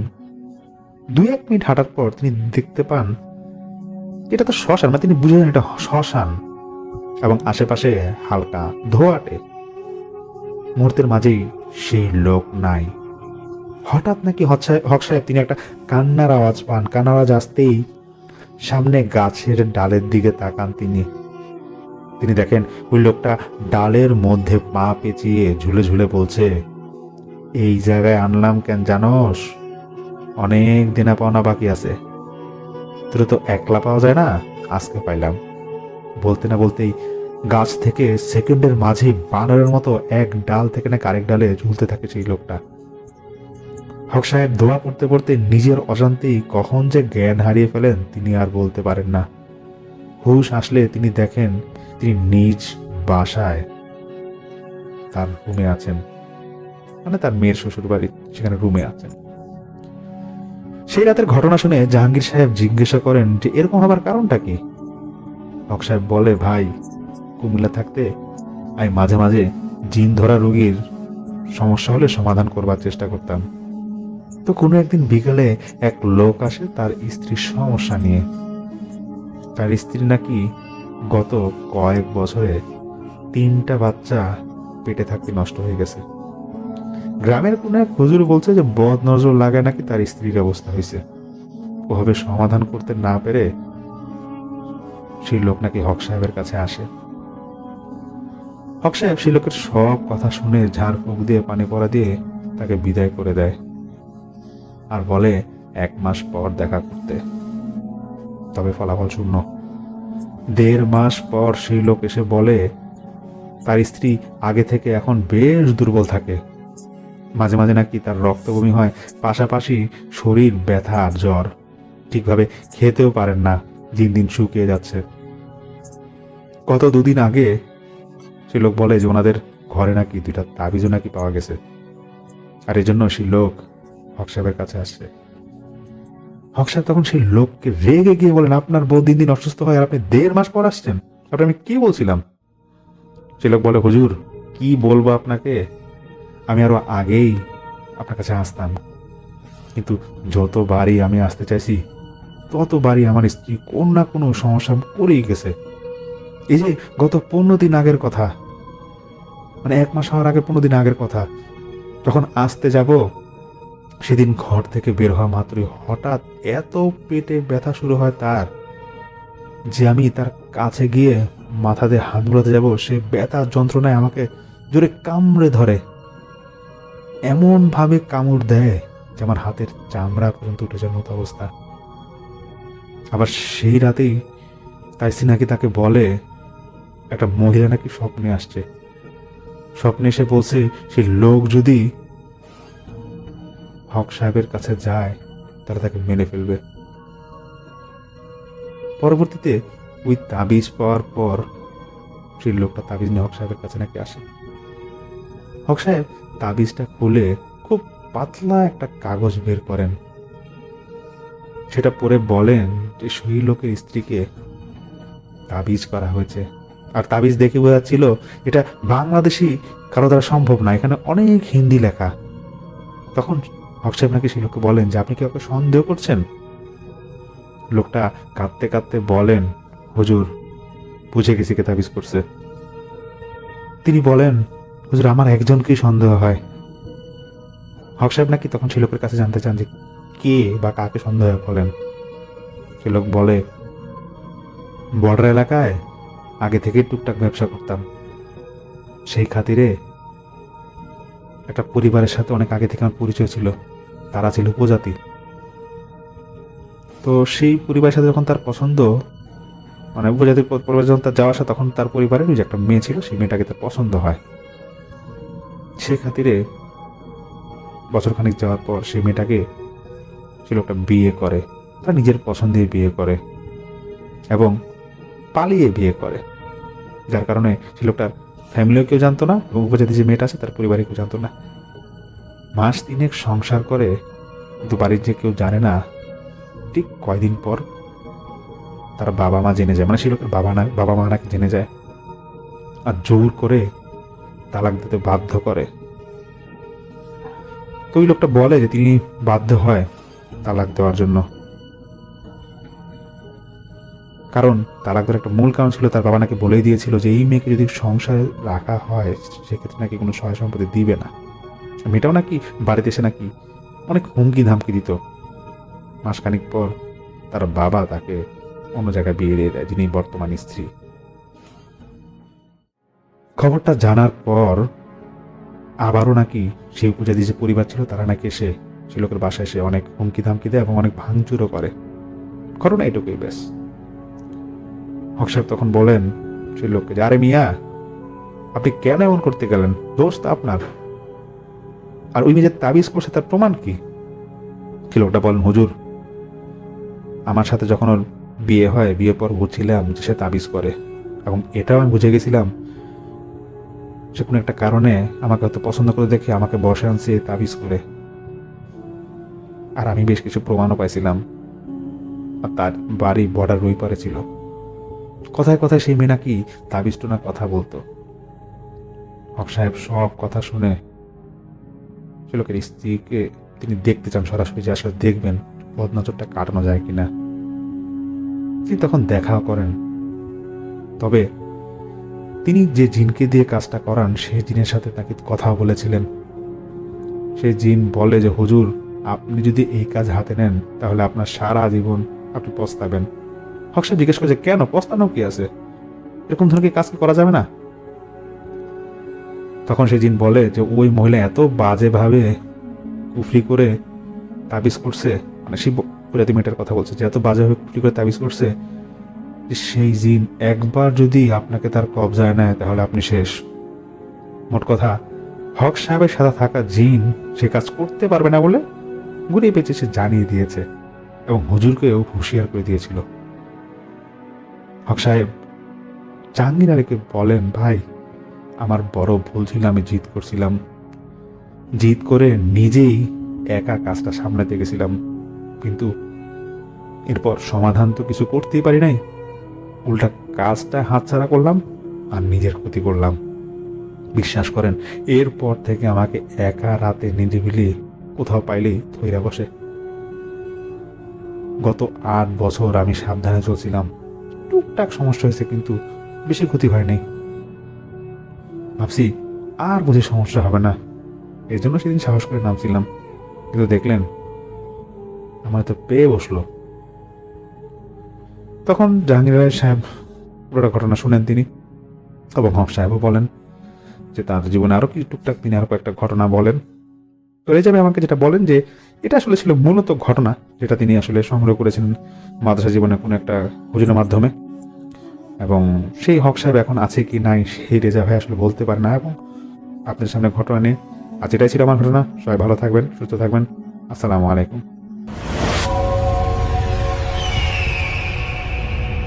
হ্যালো লিসেনার্স, আশা করি ঘটনাগুলো আপনাদের ভালো লেগেছে। আমি চেষ্টা করেছি বাছাই করে ঘটনাগুলো আপনাদের মাঝে শেয়ার করার। আমি প্রতিদিনই ঘটনাগুলো বাছাই করে আপনাদের মাঝে একটি করে এপিসোড শেয়ার করার চেষ্টা করি। যদি আমার ঘটনাগুলো একটু ভালো লাগে তাহলে অবশ্যই এই চ্যানেলটি সাবস্ক্রাইব করবেন। আর আপনারা কোথা থেকে এই ঘটনাগুলো শুনতেছেন যদি আপনাদের ঠিকানাগুলো জানান তাহলে আমি অনেক কৃতজ্ঞ হব। তাহলে আমি বুঝতে পারবো যে আপনারা কোথা থেকে শুনতেছেন। এছাড়াও আপনাদের মাঝে যদি কোনো ঘটনা থেকে থাকে তাহলে অবশ্যই আমাদের ইমেলে দেওয়া ঠিকানায় ঘটনাটা পাঠাবেন। তাহলে নেক্সট এপিসোডে আপনার সেই ঘটনাটা আমরা রাসেল ভাইয়ের মাধ্যমে অথবা আমরা নিজেরা পড়ে শোনাবো। তো ভালো থাকবেন, সুস্থ থাকবেন, এই প্রত্যাশায় আজকের মতো বিদায় নিচ্ছি। আল্লাহ হাফেজ।